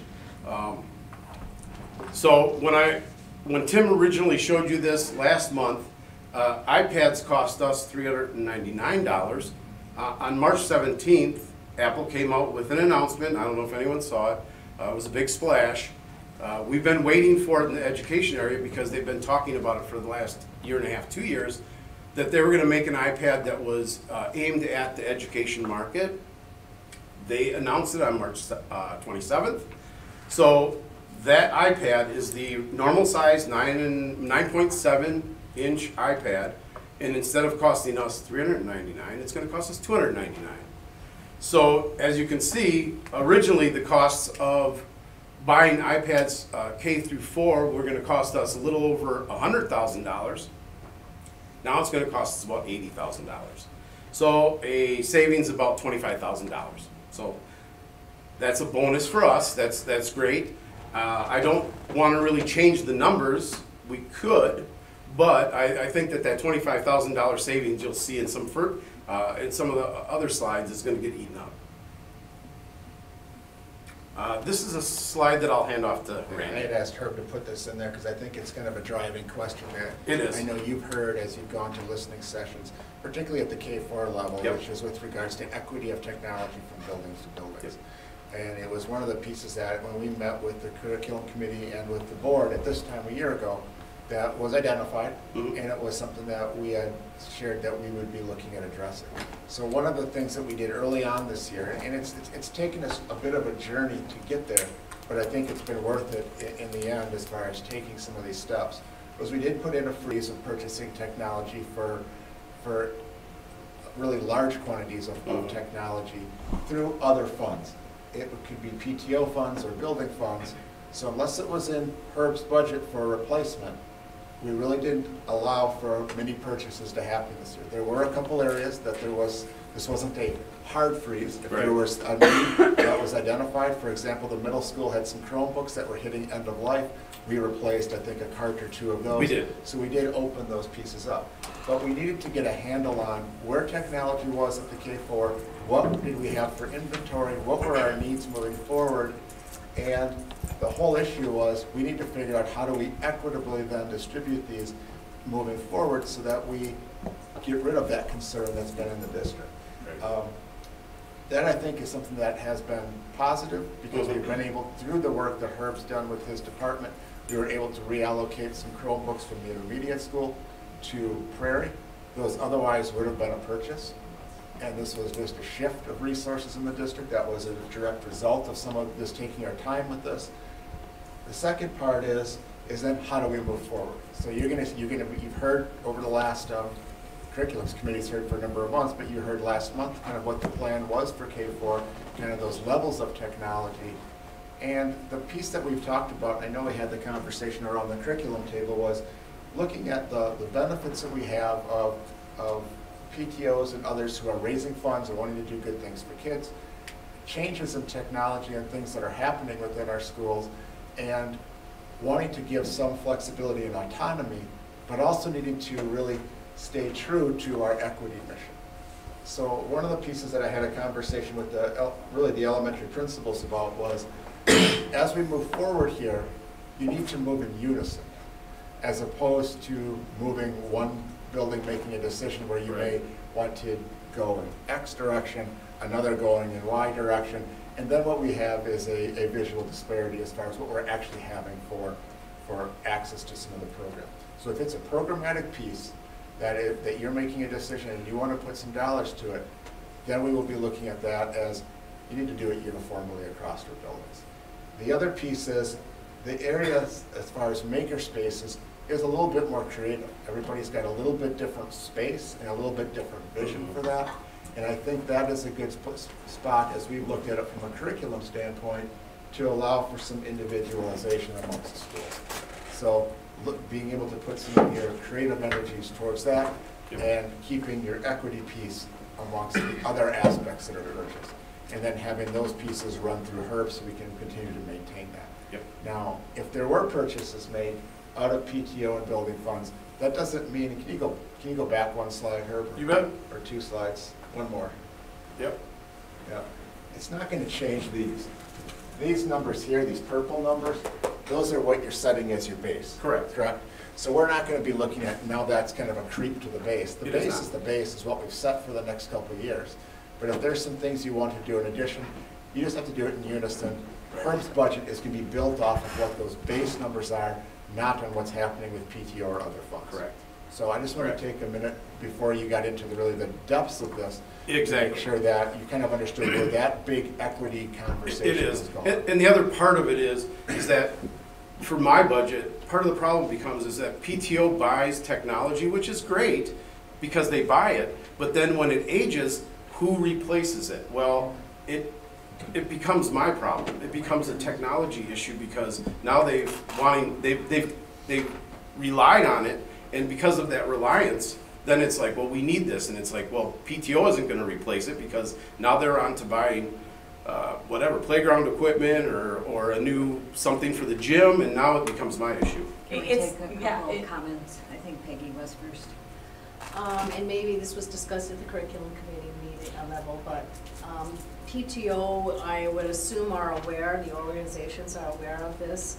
The fact that there was inequity created because each PTO organization has probably different access to different resources and the impact it's had on this. I think, just to clarify, I think PTO as a whole has been kind of lumped together. Yeah. It hasn't been necessarily all PTO Right. dollars that have driven that. Some of it has been budget decisions within a Building budget funds. or a Okay. carryover. I understand that, yeah. but I think it's important to make sure that, you know, PTO are really interested in helping provide resources and recognizing where is it best that maybe, you know, just, I don't know. The conversations we've increasing had, awareness of. let me back it up a Yeah. little bit. The other part of the conversation, and it goes to what we talked about at the policy committee around fundraising, is being clear on why you're fundraising. And Exactly. being clear as far as, so there's been absolutely clarity this year that they haven't been able to raise funds and spend them on technology because of the freeze I put in. So that's definitely had that piece of a message that's gone forward. But as we're continuing to go forward with future fundraising type things, we've got to be more strategic of why we're fundraising. And that's been certainly clear. It's part of what Steve and I've talked about with the policy committee around like the class unity aspects. Yes. And it's also a piece that we've talked about with around the budget table as far as how do we deal with not just PTOs, but other areas as far as what we should be raising funds for, how they should be used, and what they, kind of some parameters to that. So this is the beginning of that discussion. Okay, I mean, they're all wanting to do the right thing, but not realizing that what you do here is gonna have this kind of an impact on the others. Nobody, that's not the intention. No, it's Okay. not the intent. Correct. Okay. And so, to ensure that this moves forward year after year after year, is there a need to eventually craft some kind of policy vision of this thing? I don't want, I'm not thinking in terms of a single item policy, more of a global thing that gives some sort of sense of the equity issue, or? I guess at this point, policy in that it's a numbered board policy, I'd probably steer away from right now. I would say let's keep this coming back on an annual basis to kind of report back at where we're at. But I would see it as an administrative policy that we're putting forward. I mean, I've written some of these pieces up that we shared with the principals as part of our discussion. Yeah.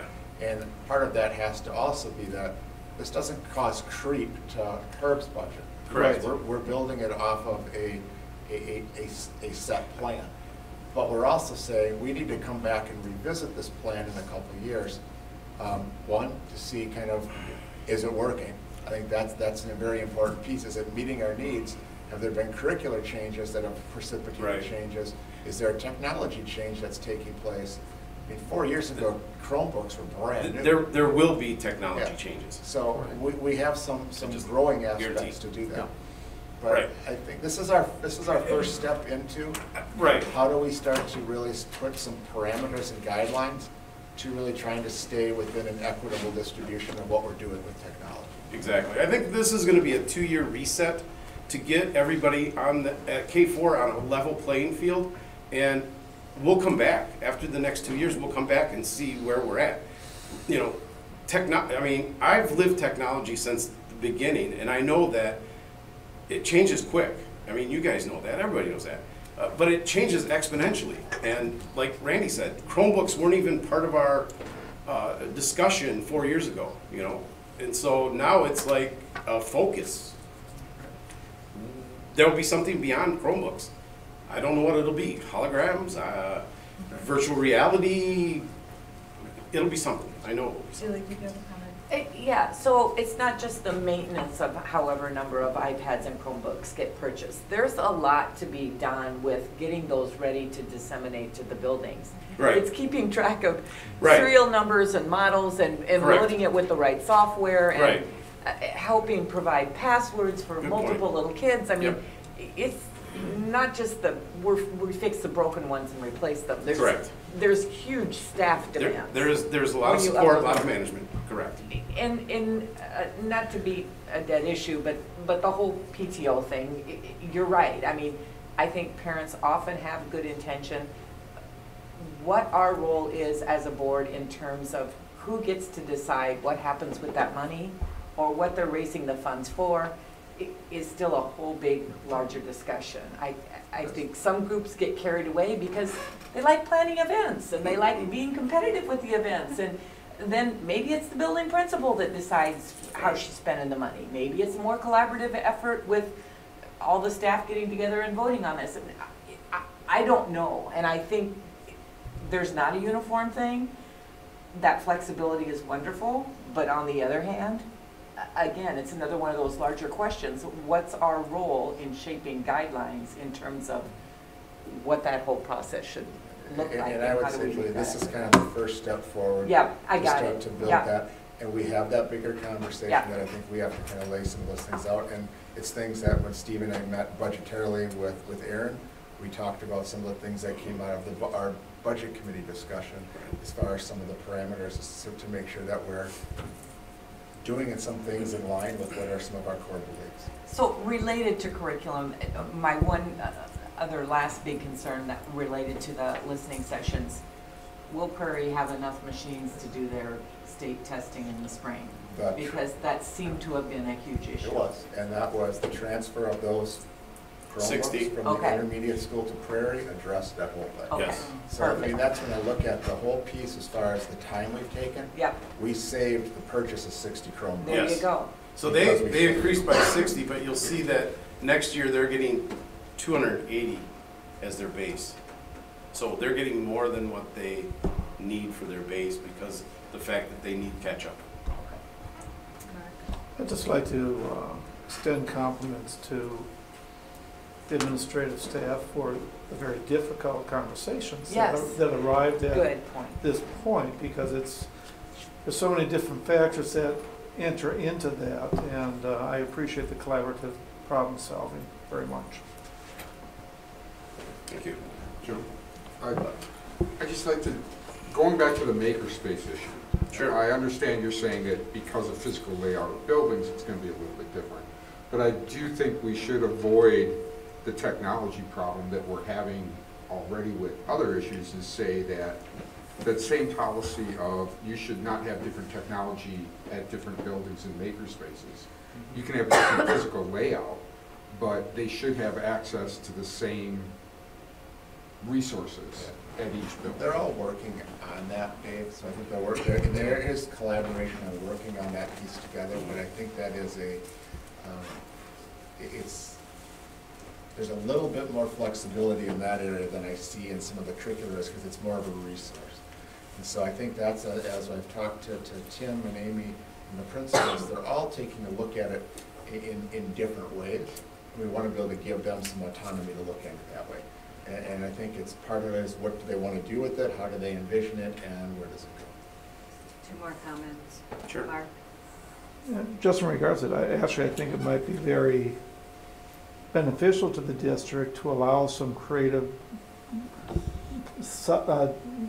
creating the space, if one's more of a scientific, one's more of an art, whatever it happens to be, I think it might be a way for the district to find out what's the best way to do it versus everyone replicating each other initially. So one of the things that has happened is they brought in Jeff Willauer and Caleb Proctor because they work with the Innovation Center. Makerspace is just a mini innovation center. That's really what it is. They're talking about if you're buying X, here's what you need to know. And here's what lines up well with what we're doing, and here's what we can support in the district. So there's those kind of dialogues taking place. Yeah. And I think when you start looking at the makerspace for these younger ages, it's going to be 3D printers, basically. Yep. You know, you're not going to put wood shops and metal shops and all that kind of It's stuff. robotics. It's robotics. It's It's 3D printing. It's some design mini stuff. bots. Yes. So it's going to be, you know, I think even this equipment you can move from school to school. There are some standard kind of units that you deal with. How they, you know, if they buy a 3D printer that's a Dremel compared to a iBot, whatever, it's Yeah. It's the same concept. Yeah, and you could probably put these things in a case. Right. Correct. And that's what they're exploring. I mean, the intermediate school has got the makings of the kind of their makerspace in the library. They do. And I think, Cindy, I don't know if you've got some things that you guys are kind of working on through your world, but it's all changing as far as what the elementaries have a little different flavor, each of them, as far as what they're interested in, what their staff have an interest in, and where they kind of want to tie them. It's basically an introductory kind of experience for a K-4 experience, so they move up. We need 2x4s, nails. And maybe a go-kart. There you go. That's technology too, all right? 5-8, there's really not a lot to report here. Next year, they're gonna go 1-to-1. Like I said before, they could go 1-to-1. Intermediate is already going 1-to-1. It's working quite well, from what I can tell. Can I just say, we've already, after a month's interviews with the students, got their feedback on pros and cons, and tomorrow morning the staff meeting is about that too, so we're already getting some data. Right. So, yeah. So there. I mean, we'll just continue to watch it. However, next year we have to have the discussion of what to do next in both of those schools because the Chromebooks that they have are on the 4-year lease. Next year is the end of that lease, so there's got to be some kind of discussion where they go next. So not a lot to report on right now, but next year will be a big year. 9 through 12 is really the big discussion point here. There is a lot of changes to this slide compared to what Tim showed you last month. One of the big ones is that at one time I had planned on buying $250 Chromebooks, which was a price point based on what the state is going to reimburse us. So the state will reimburse us $125. So if we buy a $250 one, we're making the most of that. It's hard to hit that price point. So with the help of Janine Ramsey and Becky Castle at the high school, we gave the freshman students like 15 different models of Chromebooks. We got these from different vendors and said, you know, freshmen, go out and use these Chromebooks and see what you think about them. So for the last month and a half, we've had about 24 freshmen go out there, and we had a price range from about $225 to about $400, realizing we're not going to buy a $400 Chromebook for a freshman, but we wanted to give them the full experience. There was two that it boiled down to. One is a Lenovo 300E. The other one is a Acer Flip, is the two that they kind of decided were the ones that they liked the most. I thought it was a great experiment. We've decided we're going to go with the Lenovo 300E, but the price on that is $14 more than what I had budgeted for. And I also had budgeted for the 10th graders to get a lower model, but we felt that in reality, we don't want to have to support 4 or 5 different model Chromebooks, because now you're talking about the things that Julie was talking about. Yeah. For your staff. Yeah, exactly. So all of the stuff that goes along with, we've got 4 different models of Chromebooks that we have to support. By doing this, we get it down to 2 different models, which still isn't the best, but it's manageable. So that's going to be the price per Chromebook. The fees, which is basically the license that we purchase so that we can manage Chromebooks, I had that at $30. Because we're buying so many, the vendors that I've been working with said you can get that for $23 per license, so we're getting a break on the licenses. It's not a complete wash, but it's obviously a little bit more than what I had budgeted for. So we're going to get the reimbursement from the state for at least the 9th grade ones, the 10th grade ones, because we're boosting the price there. The 11th grade ones, basically I am buying those and putting those in that column. However, those will never be in the hands of 11th graders. Those will be dispersed in the 5 through 8 buildings, but I put it here so that it has a place so that we don't forget that we are spending that money. What the 11th and 12th graders will get will be the old Lenovo N22s, which are all the ones that we have leased. So freshman, sophomore will have the Lenovo 300Es. 11th and 12th graders will have Lenovo N22s. And that's how that's going to work. As you can see, each year, after next year, after the heavy lift, year 2, all I have to do is really buy for the freshmen. Year 3, again, buy for the freshmen. Year 4, buy for the freshmen. So after that, it kind of becomes a staggered purchase, a fairly manageable purchase in the scheme of things. One of the things that I think Tim pointed out and I pointed out here is that we have to continue to update some of the labs. At the middle school and at the high school, business ed is not ever going to be able to be run on a Chromebook. Although, never say never in technology, but I will say in my lifetime, I don't see it ever changing that business ed will move away from a Windows-based office. So right now we have articulation agreements. So our business students have to learn the Office suite so that they can go and transfer those credits to college or into a tech school. Tech ed also will always have specialized programs. They may switch over to Chromebooks sometime in the future. Graphic arts, computer science, and the LEM Tech will also be areas where we'll continue to support those areas with computers that are specific to that curriculum, so that those computers will do what it is that those curriculums require. The last thing I want to point out for the high school, one of the things that most high schools that go to a one-to-one where every student gets a Chromebook or a laptop or whatever it is they get, an iPad, not every student in the district has internet at home, and they're going to be taking these home. So because the students are going to have these in their hands, taking them home, doing their homework, doing research at home, and we know that not every student has internet, one of the things that we're going to offer is a little unit that's called a Khajiit. And basically what this is a hotspot that a student can check out from the library and take it with them wherever you go. It doesn't have to be home. They can go sit in the library and use that hotspot, or they can sit in the parking lot and use the hotspot, so that they can use the internet on this Khajiit type unit. So what that'll allow us to do is kind of give the students that may need that internet access elsewhere that they don't have at home, but we'll provide that. And each one of the Khajiits costs us $125, and it's $9 per month for the data plan. So it's really a fairly small cost in comparison to what these students will gain. And Herb, you said the Khajiits control also where the kids can go.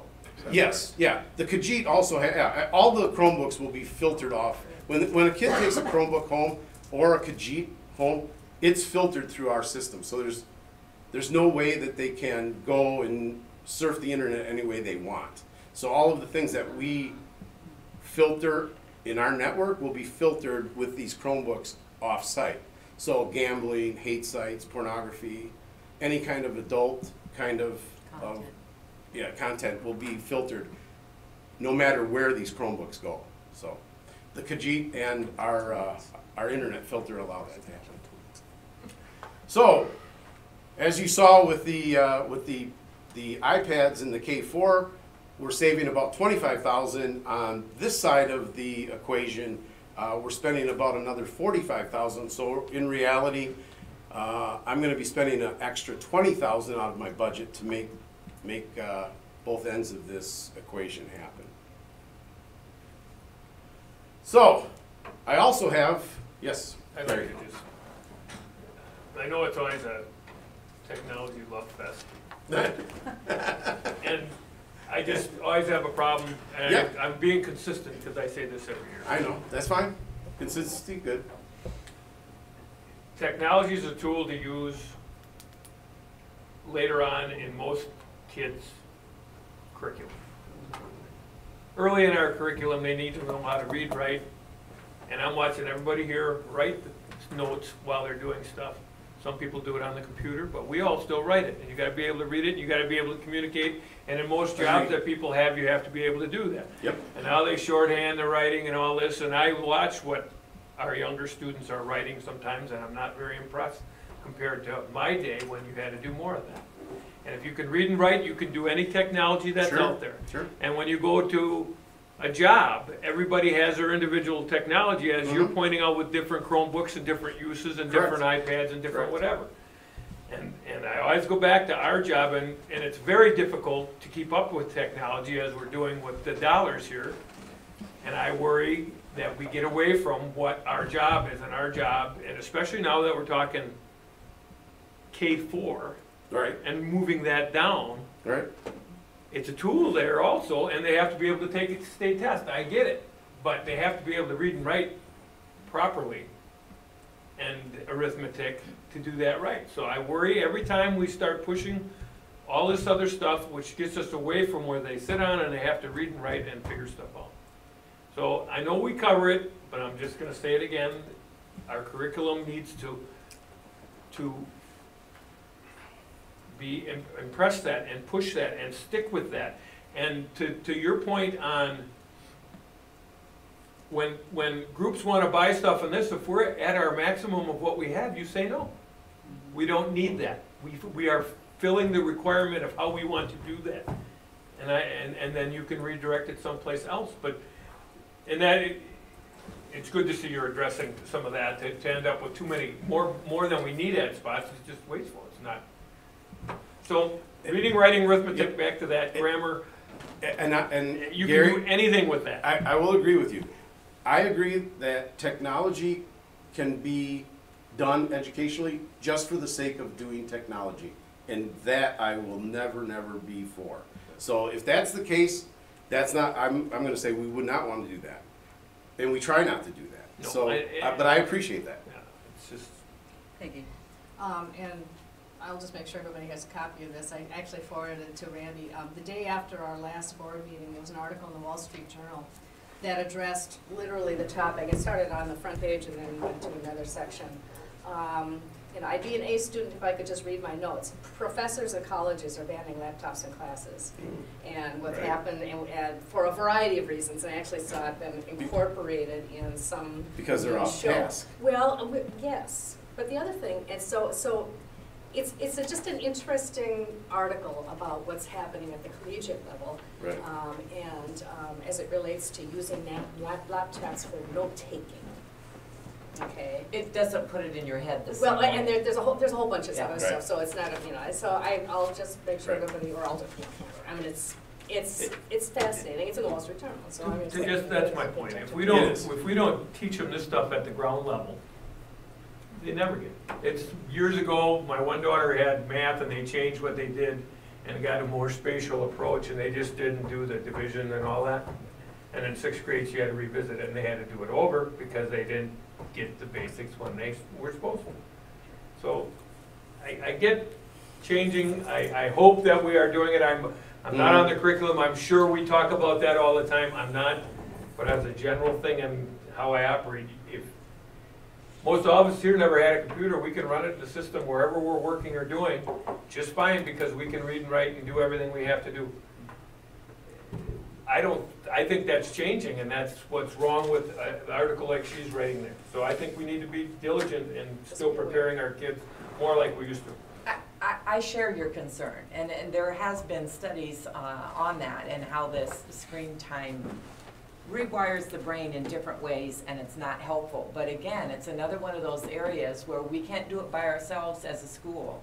You know, everybody that wants their kids to know how to handwrite and to know how to print well and where's the cursive and all that, you need to be practicing some of that at home. It's good that we introduce it, but unless you're going to take the screen away from them and say, now we're writing to grandma and we're sending thank you notes for those Christmas presents, and you know, it's not going to happen. It really takes that collaboration and the partnership. We can't just say that's what we want the school to handle and then not have the support at home for how it's followed through. I think, Gary, it has to be a balance. Yeah. It does. It's got to be all those things. I mean, when we look at the whole conversation we're having today, I mean, if you look at kind of districts around us, I mean, Herbie, you and I have been having this conversation for 4 years. Right. When I started here, I'm like, why are we not one-to-one? And it was a dialogue that we've had in my office, we've had with our staff over time. Right. And we looked at early adopters of the one-to-one environment. And at that point, we kind of put the brakes on. Yes. And we said, let's watch and see where it goes. And I think what you're seeing is where people were 4 years ago and how they're approaching what they did with one-to-one is very different than what are happening now. Now, some of that's a technology change. It is. But some of it was iPads came out and everybody got an iPad. And you realized it wasn't the greatest production device. Correct. It's a great consumption device. Mm-hmm. And now you start to look at kind of where are you at and what are the uses, what are the curricular needs. Right. And a big conversation we had at the elementary was, well, one-to-one is happening at 5-8, why not K-4? Right. And that was a big piece we looked at. Well, what are the curriculum drivers as far as what our needs are there?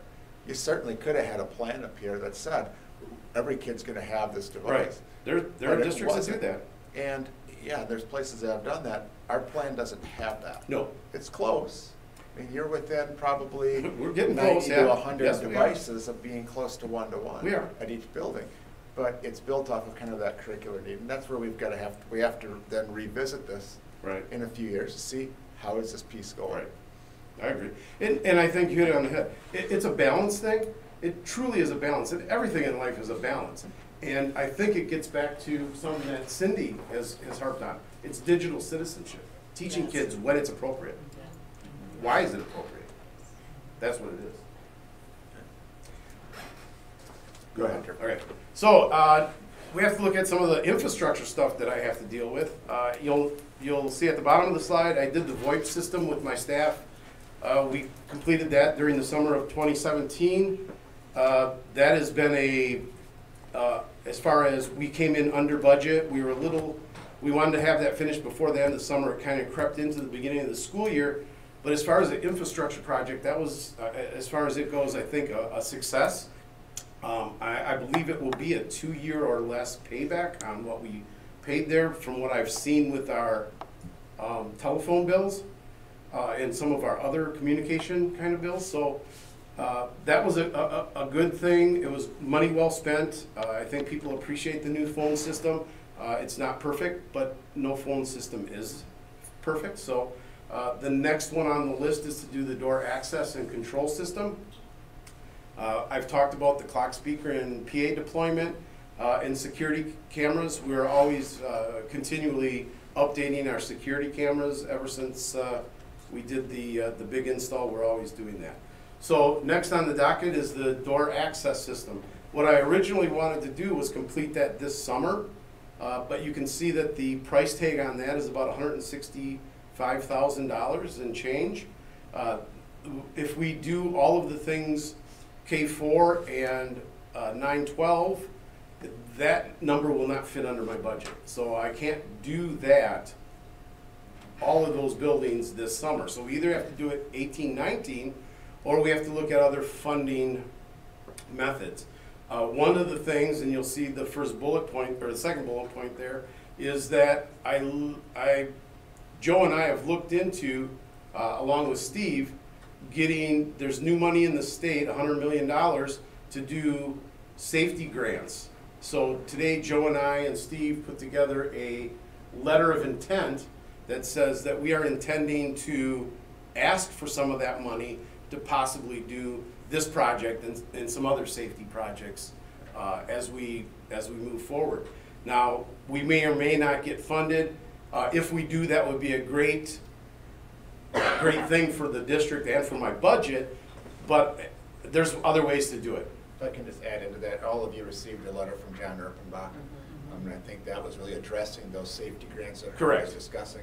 Correct. What they're asking is that you have letters of intent of who's going to apply and who is going to have things that are really project ready that can be done for this fall. So you have to look at kind of the scope of what you're doing. It has to be things that districts are ready to roll forward with and have the capacity to do. And that's what we took a look at, were what were the areas that, one, we have a need, and two, that we can accomplish by the fall.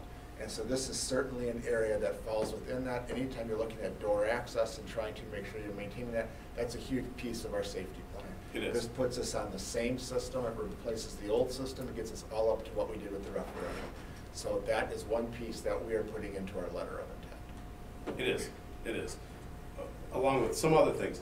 But if we don't get one of the state safety grants, I will chip away at this door access project during this summer. The clock, PA systems, right now we need Prairie Heritage Intermediate. They have the new system because of the referendum. So at the other buildings, the middle school, the high school, and Arboretum, we'd like to get them all in the same system. However, it's one of those, and I said this to you last time I did this, why fix it if it isn't broken? None of them are really broken. The high school's got a perfectly good PA clock system, as does Arboretum. The middle school has a great clock system. Their PA system probably needs some upgrading, but it's not something that we couldn't work on. We don't need to necessarily throw a lot of money at their PA system. We can make it work for the next few years. So really, this is still another 5 to 7 years out. Nothing too urgent. I have heard complaints about the PA system in Heritage's gym. Yes. However. Yes. Is that part of this? Or well, is that separate? Part of the problem with the gyms is that because of the activities and the amount of noise in those areas, they don't hear when an announcement comes on. So what we have done in those situations at the intermediate, and I want to say at Prairie, we've put lights in so they see a red light or a blue light that flash. Yeah, but at Heritage, the gym teachers are using a mobile little speaker box with a hand mic. Yes. Because the PA system doesn't work in the gym. Correct. So that's... Yes, that will be addressed if we upgrade it. They're, right now, currently, they are on the new system in most of that building. We didn't do the north part of the building with all of the new, so yeah, that would be part of it. Most of Heritage has the new speaker clock kind of combination that you see in the slide there. But I am aware of that, of some of the areas. Gyms and cafeterias tend to be areas where it's too loud and we can't turn up the speakers to the point where it just doesn't, those speakers aren't loud enough. They're not made for that kind of volume. So, but yes, that's definitely something we want to look at. Security cameras, normally I replace anywhere between 8 to 10 a year, based on whether some of them break. We had 2 of them break at the high school in the parking lot this year because of they froze during the times when they have heaters on them, and if the heaters to give out, they freeze. There's other areas where we want to upgrade them because it's just the technology increases, it gets better, and so normally I budget around $15,000 to $20,000 a year to upgrade security cameras. So that's part of the technology budget, and I will continue to do that. So the goals for the next 2 years are to deploy the RS2 control system for the doors in all the buildings that we can. Continue to plan for the PA and clock systems as needed. Look at the K4 area and try to work on the equity issues, and 512, make sure that we have the mobile deployment for all the kids. 2 years from now, we'll re-examine those things and come back with another 5-year plan. So it's really not a 5-year plan, it's more like a 2-year plan that we readjust every, you know, it's technology.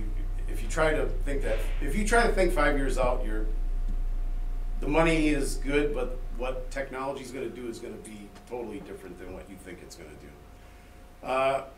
So my next slide is basically the 5-year spreadsheet of how it looks. But before I show that, I wanted to just show you some of the things in the technology budget that are, these are just yearly operational things that I have to purchase. Items that are like non-negotiable. These are not discretionary funds. These are funds that are spent July 1st. So as soon as my budget re-ups, there are certain things that have to be in there so that we can continue to operate. The computer supplies, software, both educational and non-educational, we're going to continue to use Infinite Campus. So every year my budget purchases Infinite Campus. We're going to have email archiving. We're going to have a website. I have to pay for that. Computer supplies. There's keyboards, mice, and all sorts of other things that go along with running computer systems that, you know, toner for printers, printers that break, projectors, those kind of things. Those are things that I have to buy every year. We also allow the schools to have some discretionary funds, so I give each one of the buildings based on enrollment some of my budget so that they can have some decision making based on what their building needs might be. So those are my yearly operational costs, non-discretionary funds. Normally I try to look at what it is that I spend this and then put some on top of it based on just, you know, inflation. So usually I give it about a 3% boost. So here's the 5-year projections. You'll see my yearly operational costs next year are going to be fairly close to $400,000. If you look at a 3% or a 4% increase, you know, out 5 years, my yearly operational costs go up. Next year, if we look at the column 18-19, I've lowered the desktop purchases for students and for staff so that we can do the mobile computing at the K4 and we can do the one-to-one at the 9-12, which is about $280,000, $281,000. Projectors, I normally purchase between 10 to 12 projectors. Next year I'm crossing my fingers that we don't have as many break or kind of age out. Network infrastructure, that's about right on what I budget. Usually it's between 10 and 15,000. I boosted the year after that because I've lowered that one to 10. Security cameras, again, I've lowered that one to kind of get some of that money up to the purple numbers there. We might be able to do some of the security cameras through the state. Yeah, exactly, and the door access. So as you can see, really the bottom line is that my carryover funds for next year are going to be pretty tight. $5,000 is about as tight as I've ever been with a budget, and realistically, I don't want that to turn into a negative number. So I'm hoping that that $80,000 that we're looking at for the door access, and like Randy said, maybe some of the security camera, if you were to take both of those and put them on that state grant, I'd be doing all right. So what I'm saying is that we can do this. We can get the mobile computing at the K4 level. We can do it at the 9-12 level. But next year, when anybody needs anything, I'm going to have to say no. What Steve and I and Herb looked at when we put the 5-year piece together was we're in the black in the first year and moving forward. Correct. So looking at the plan that's put in place with how we're looking to change it, it fits the budget numbers we have. It does run a little bit tighter. That's why we're looking at some of the door access aspects. Correct. We've also made some decisions, and I know it's been a conversation around this table, is where do facility technology-related infrastructure fall?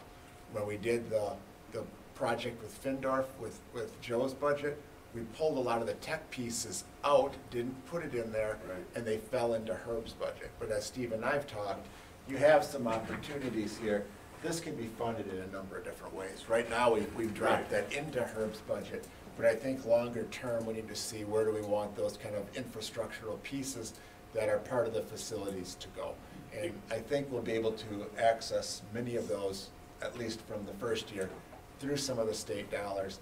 And Steve and I have other options that we might be able to look at too. So I think that the big picture we wanted to show with the 5-year projections is what we're trying to do with the mobile technology is affordable within the dollars that we've laid out in the budget. It is. It would be nice to have a little bit of relief. The other part of that relief then could be folded back into the K-4 equity, or it could be put into some other of the areas where I've, you know, student desktops and those kind of things where I've cut to the bone. Mark. First of all, I'm pleased to hear you mentioned that thing, Randy, about examining where the budget goes, because as we continue, the technology for securing and safety of our buildings is going to expand. My concern would be how that creeps into the technology budget for instructional and not only that, but in terms of the time of your staff. Yeah, Correct. that, good point. How many specialized technical areas do they, and what effect is that going to have on their support for the educational needs Correct. of the technology? Good point. So I'm pleased you guys are looking at that piece. Thanks, Mark. Any other questions? 'Cause that's the slide, questions. So what we'll be bringing back next month is, you saw the general high level numbers here. Some of these pieces that we have as far as the purchases and the purchase are at a dollar amount where we need board approval. Correct. So we'll be bringing those bids forward that line up again with this plan and with this budget. Yes, yes. I will have, next month I will have some documents for you to look at that will be from different vendors based on what we're trying to purchase, so. Not my fault. No other questions? I'll do my last transition here. Great, thank you, Herb. Thank you. The sculpture update. Can you pull up the map for me, please, Rebecca? The last couple of weeks, Michael Kalish was back in the district. He is the individual who was chosen by the sculpture committee to develop the sculpture at the high school entrance. What I wanted to bring up to the board tonight were two things. One is, this is the entrance to the high school. You can kind of see where flagpole's here. Here's a circle with the courtyard, main entry. The last renderings that you saw from Mr. Kalish were really focused around the circular area here. As he was on site a couple weeks ago, what he came up with is he wanted to modify that. And instead of pushing it back off the road, he felt from a visual sight line for people wanting to view it, and two, from a functionality standpoint, he's going to move the whole thing into this area here. There is a tree there, so Jack, I know one of the things you wanted was to maintain trees. When we were at that meeting, Don Tierney was there. He had said that he has the tree scoop to basically move the tree that's there. It's small enough that we can be able to relocate it. But the project would then be completely located up front, closer to the road so you could see it. But also, this is our pickup and drop-off lane at the high school. So as you have kids who are waiting, it puts it in closer proximity there. What Michael will be doing next is working on really the renderings and the pieces that will be kind of the plan in place for how that will fit there. He has all of the measurements. He's worked with Joe on where the electrical runs. So that piece, before final construction phase comes forward, well, that'll come back to the board. Right now, the committee generally has met majority of their financial obligations as far as what their fundraising is. They're still having some additional funds that are coming in for maintenance and for upkeep. But I am working with Kevin Laffey, who is writing up the contract that we will be using with Mr. Kalish. Once we sign that, then that piece will then precipitate him moving forward with doing the actual renderings and continue with his work. He did work with a number of our students to get ideas on color schemes and also themes that were important to the kids about going to school in Waunakee, at our high school, and about our general community. So if the I just want to give you a quick update here tonight, and if the board is comfortable, once we have the dollars are secured and I feel comfortable working with Kevin on the contract, I'd like to get that signed so we can then move forward. So that's really the update. So I will sign the contract once I'm comfortable with that. We're breaking it into 3 payments, so it's not all at once, and those dollars are all completely fundraised, not district funds, and I'll work with Steve on how we're going to secure those. I think the new location makes a lot more sense. Yeah. Yeah, I agree. Once he stood out there with Yep. his designers and with his engineers, that's where they're looking to move it to. So he's conceptually looking to put that together. So are you going to rip out that concrete or all He's those solely there? going to work within the brown area, which is really the mulched area. So he won't have to move any concrete. He wants to keep the flagpole where it is, which is off of the center circle. And he felt that just totally moving it into that front area was large enough to accomplish what he wanted to do. He'll probably, instead of being a circular area, it may be multiple pieces. So Will he have to put footings in? he's thinking so, yes.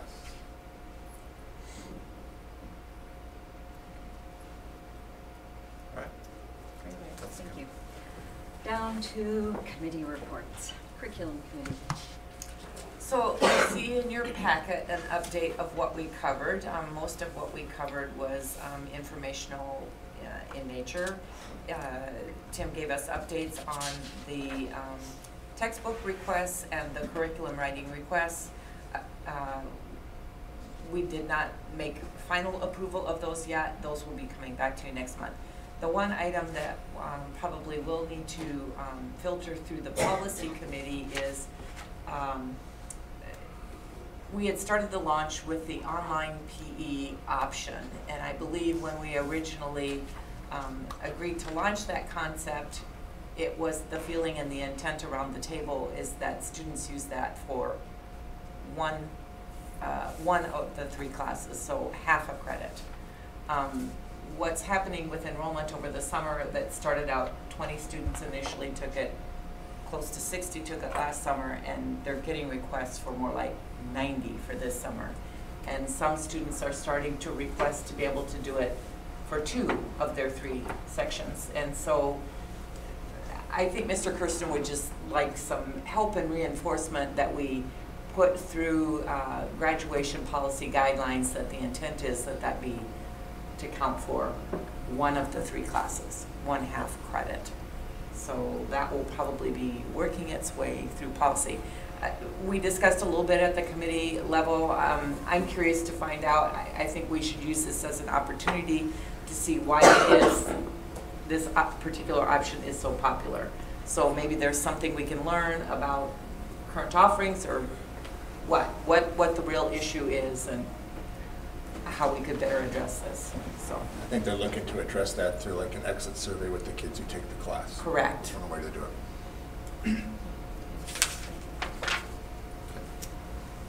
Anything else? Thank you. HR.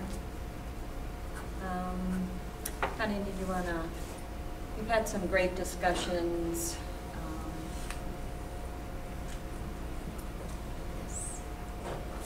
There are no action items, so I will just quickly summarize the discussion that took place at the last HR committee meeting.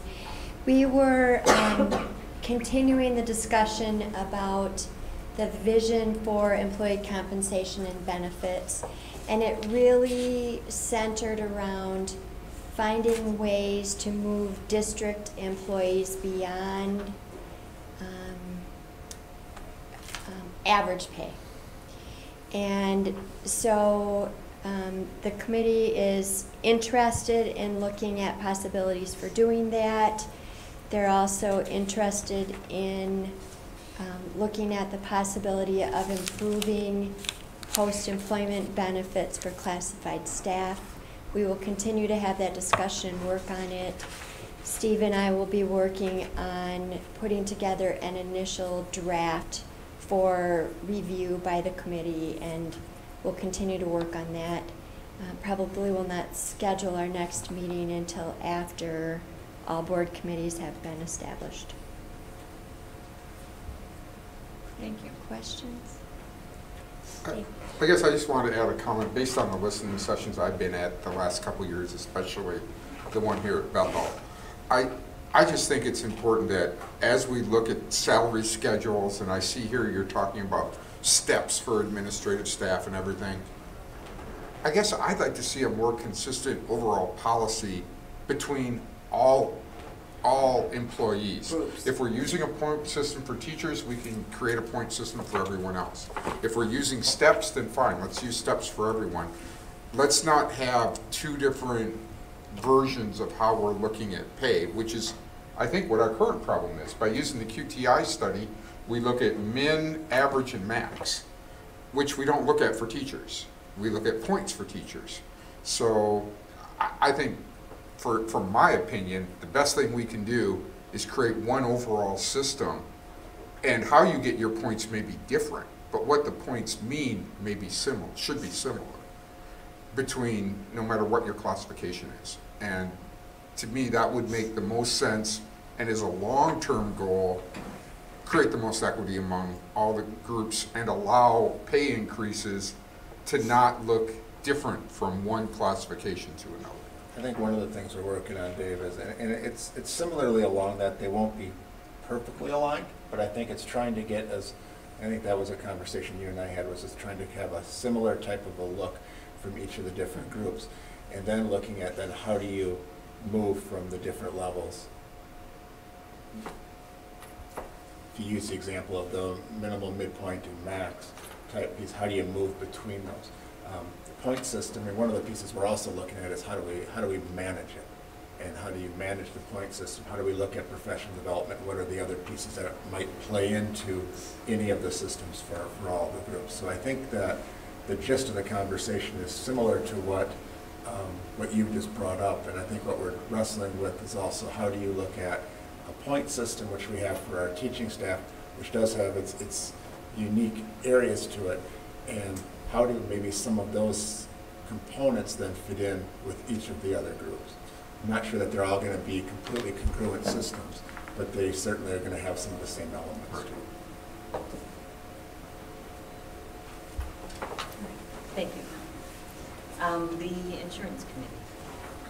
So earlier this evening, we obviously talked about the two recommendations that the insurance committee is bringing forward, but I do want to touch on the dental insurance rates. The committee also took a look at the dental insurance program, and just as a reminder, the dental insurance program is a self-insured program, meaning the school district pays ourselves.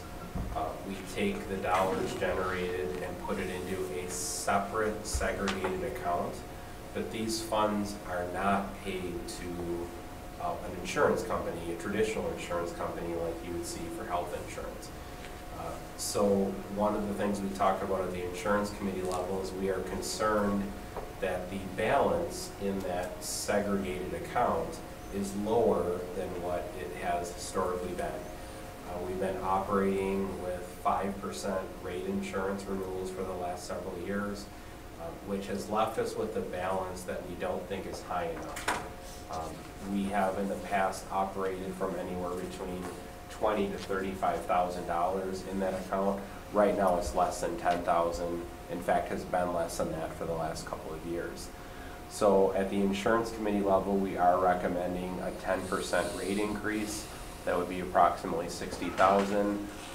The main goal of that is to try to rebuild that balance, but I just want to reassure you with a reminder that that is still district money being just separated into a different account. So we just want to basically fund it to a level where there's a balance.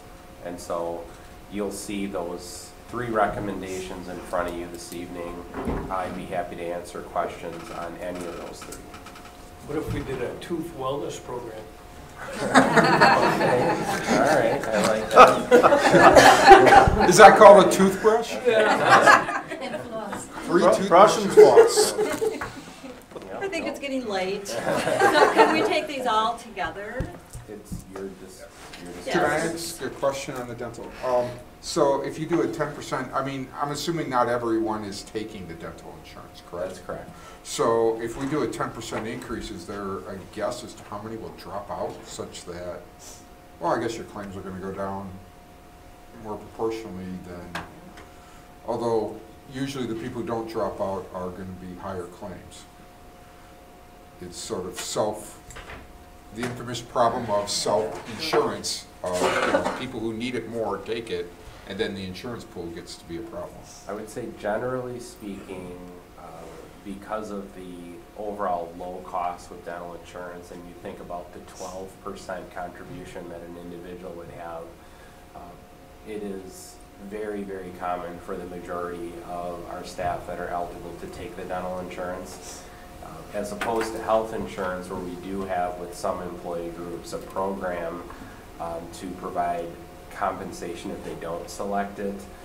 With the dental insurance program, we do have the majority of those who are eligible select the dental insurance program, which with the self-insured program is a good thing, because then you have the maximum amount of dollars put in and you do avoid that self-selection that you're referencing. It has been a positive program for the school district over the years, and it has been well received to have that self-insurance program in place, but we just have to continue to make sure it's funded at the levels that are appropriate. But even at the committee, somebody calculated what 10% would mean per employee, and it was what, $1.20, I think. People aren't going to drop out for $1.20. No, probably. Anyway, so. Another question? And I've already got my $5, I know, you so got I'm not $5, doing it for so that. We could be here till 10. When we look at the 5-year health insurance number, we're saying it's a 0% across the 5 years, but it's really not. In year 3, there is a health insurance cost increase. It's just we're putting it on the employees instead of it being an increase to the district. What percentage does that actually work out to, do we know? Because in a weird way, we're gonna have to decide, are our employees gonna take a pay cut, or are we gonna somehow figure out a way to basically offset that cost? I would not know the answer to that off the top of my head. It is certainly something I can talk with Al about to try to get an estimate. And of course, you're bringing up a great point. We do want to plan ahead for this, right? Because it is a 5-year proposal, and it does have a change identified in year 3. So it is something we would want to plan ahead for, and we do want to identify the value of that. I just don't happen to have that off the top of my head. But you're right, that change is worth a certain dollar amount. There is a value that always goes along with a $100 deductible or a copay change, and that would definitely be something we could figure out and share with the board. I think we should figure that out and then start looking at what is that going to affect that year's budget, and recognize that it is an insurance cost increase. It's not 5 years of zeros. We're just saying who's taking the burden for it. But with the clinic, you can actually avoid that office visit. You can avoid some of, it might actually change that whole clinic use if we would, with that pay or with that copay increase, our clinic use could increase. It doesn't change the deductible though, which is probably the bigger amount. But it does. But $100, that's a really low deductible. It's really low. I'm not disagreeing with you, but it's still, you're It is a changing change. the plan. Yep. It's a dollar amount. We can calculate what it is and we can deal. Or let them know who it's coming My point for the $250 and what that is was, if the wellness clinic works how it's supposed to, the minimum expectation would be that you don't have that increase and you're covering it by showing improved claims to cover that. That was my only point with that. I'm not saying that there's 0% increase in the cost of insurance. Where else is it zero? Right. Is that in your job? Or is that in my job? No. For the last 10 years, we're self-insured in the electrical union across the state of Wisconsin. We haven't had a rate increase in 10 years. Well, you're like our dental plan. So it's just, yes, and it might not be sooner or later that's going to go up. I'm just saying, the wellness clinic in general, if it gives us the if it can save us by claims and 0% increase one time, then it has justified its use per year. Because if our insurance went up 5% one time, it's the cost of the wellness. That's all I was trying to say with that. I'm not saying insurance isn't going to continue to go up. It still depends on our claims and what we do. It's just. But let's just look at that third year Absolutely. and Yes. get ready next year so that we can. Yep, absolutely. I Appreciate the think you point. gotta start planning 5 years out as well, because I don't see insurance staying at 0%. And I think After after 5 5 years, we're gonna have a big increase. We're gonna have a big wellness center. But, you know, I think our staff is gonna age, you know, and, you know, I'm more concerned about 5 years out than year 3. Okay, now, we could take all three together if that's okay? I move we approved all three insurance proposals. Second. Any other discussion? All in favor? Aye. Thank you. Consent agenda. Randy has one thing Yeah, to why don't you point just out? do the motion, and once you have that, then I'll explain. Okay, so we could take them all. Is the bus report part of the consent agenda? I just had a question Oh, yeah, about the it bus is. report. That was in the extra items. That's Well, all the it's extra not items. It was just about why didn't we get told that that one bus was running 20 minutes late? Such that parents were complaining before we knew about it. Right, so what Dave is referencing is on a monthly basis, we've established a transportation report that is tracking all of the performance metrics that we put in place with the agreement. We are sharing that with you, Rebecca. Is it the extras section? Is Yes. that the extras section? I believe, Jack, you had that recommendation earlier this year, so we are continuing to provide that information to you. What Dave is identifying is what we have identified as a customer service issue earlier this year. We were not notified that it had occurred, which we explained to Lamers that that was something in a situation like that. We are planning to handle that better next year. We've been looking into technology that can be used for parents to communicate in events like this in the future. We're sharing that with our administrative team soon. So Lamers is committed, and we're committed to making sure that we improve our technology so that that type of situation does not happen again. But we are noting that as a performance issue that goes against the performance standards in the contract that we signed with Lamers. We have asked Lamers to report that to us in those monthly reports so that you do see that information. That probably is the most significant, I would say, customer service issue we've faced this year. It was on one bus route, but it was very significant for the students and families on that bus route because they had no idea that the bus was coming on that day. So Randy and I have spent quite a bit of time on that one. We've worked through and talked about the technology improvements that we'd like to add to our transportation system to avoid that from occurring again. But the accountability on their end is reporting it, tracking it, and we're following it very closely whenever we have any customer service issues because we're holding them accountable to the contract that we signed. Seems like outside of that, they're doing a pretty good job. I would say without question, we have had a very positive year for transportation. You could look at the monthly reports and you will see, there have been situations that have occurred throughout the school year. But to this point, the item, the issue that Dave is referring to has been, the most significant. But overall, yes, Jack, I would agree with that we have seen improved performance. And I think the fact that we, had that performance incentive built into our contract, which is unusual for transportation contracts, has been a very good thing for both the school district and the Lamers and everyone who uses that service. So I feel like that has had a very positive impact. That incident also prompted some discussions about other technology for notifying parents identified on per bus route, which has been a challenge for us that we've been working on for a number of years. How do you do that? Is it just a text message? Yep. Yes. I actually would like to just make a comment about lamers. My granddaughter missed the bus because she was looking for a lost glove.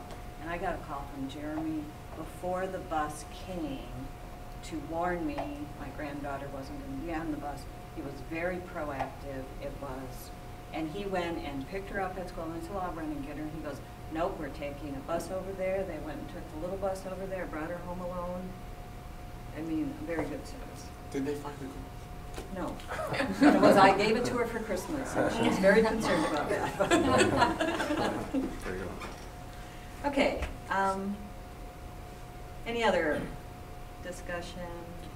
Do we have a motion on the consent yet? There was no. Oh, we didn't. I move approval of the consent agenda as submitted. Second. Okay. The only item I have that I want to put, just so you know what you're voting on with regards to the CISA 2 contract, that contract is really to show what our current services are for 17-18, and then we'll be checking off what we're doing for 18-19.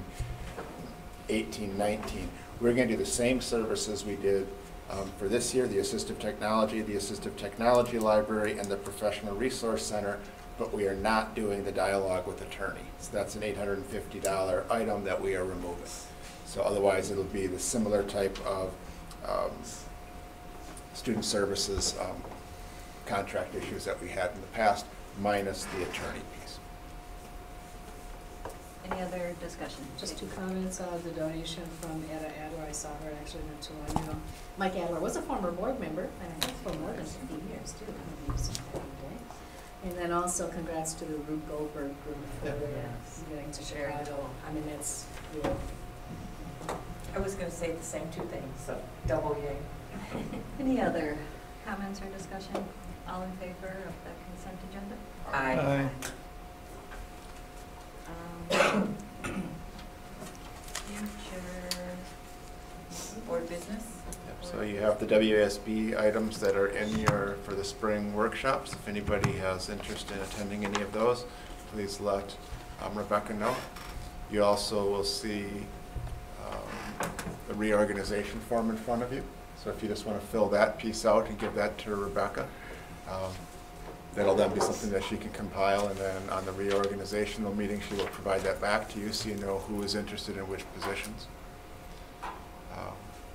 Correspondence tonight, the staff recognition banquet. You see the invitation that is included there. So if you want to review that and let us know if you plan on attending the staff recognition banquet that is taking place on May 11th. And then this correspondence from Mad City Muskies with regards to the scholarship that they set up on an annual basis as a result of them hosting that event with us.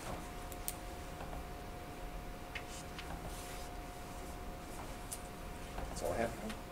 Thank you. Future meetings? Future meetings, the one question that we have with regards to that is we have a pretty busy month still coming up with some meetings. We have a meeting this coming Wednesday for the board and my evaluation.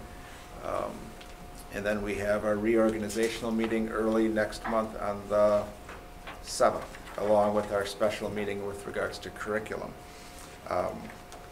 With regards to committee reports or committees meeting, we have a relatively tight time frame here between now and May, and with reorganization. I think some of the pieces that we're looking at, we already have a budget meeting, I believe, set. Is that right, Steve? So we do have a budget committee set next Monday, right. But we also do need to set one before May 14th right. to review the first draft of the budget. Right. So I was hoping to see if the budget committee was available during the week of May 7th as well. I would be more than happy to do it either before or after one of the other meetings you have scheduled as well. I'm very flexible, whatever works the best for the 3 of you. That would be fine. So budget, Gary, Jack, and Julie, you're looking at the week of the 7th.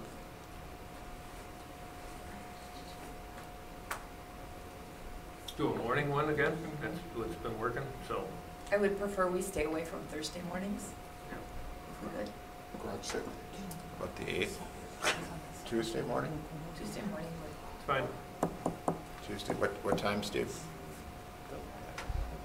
Jack, you gotta be someplace down? Want to do a 7:30?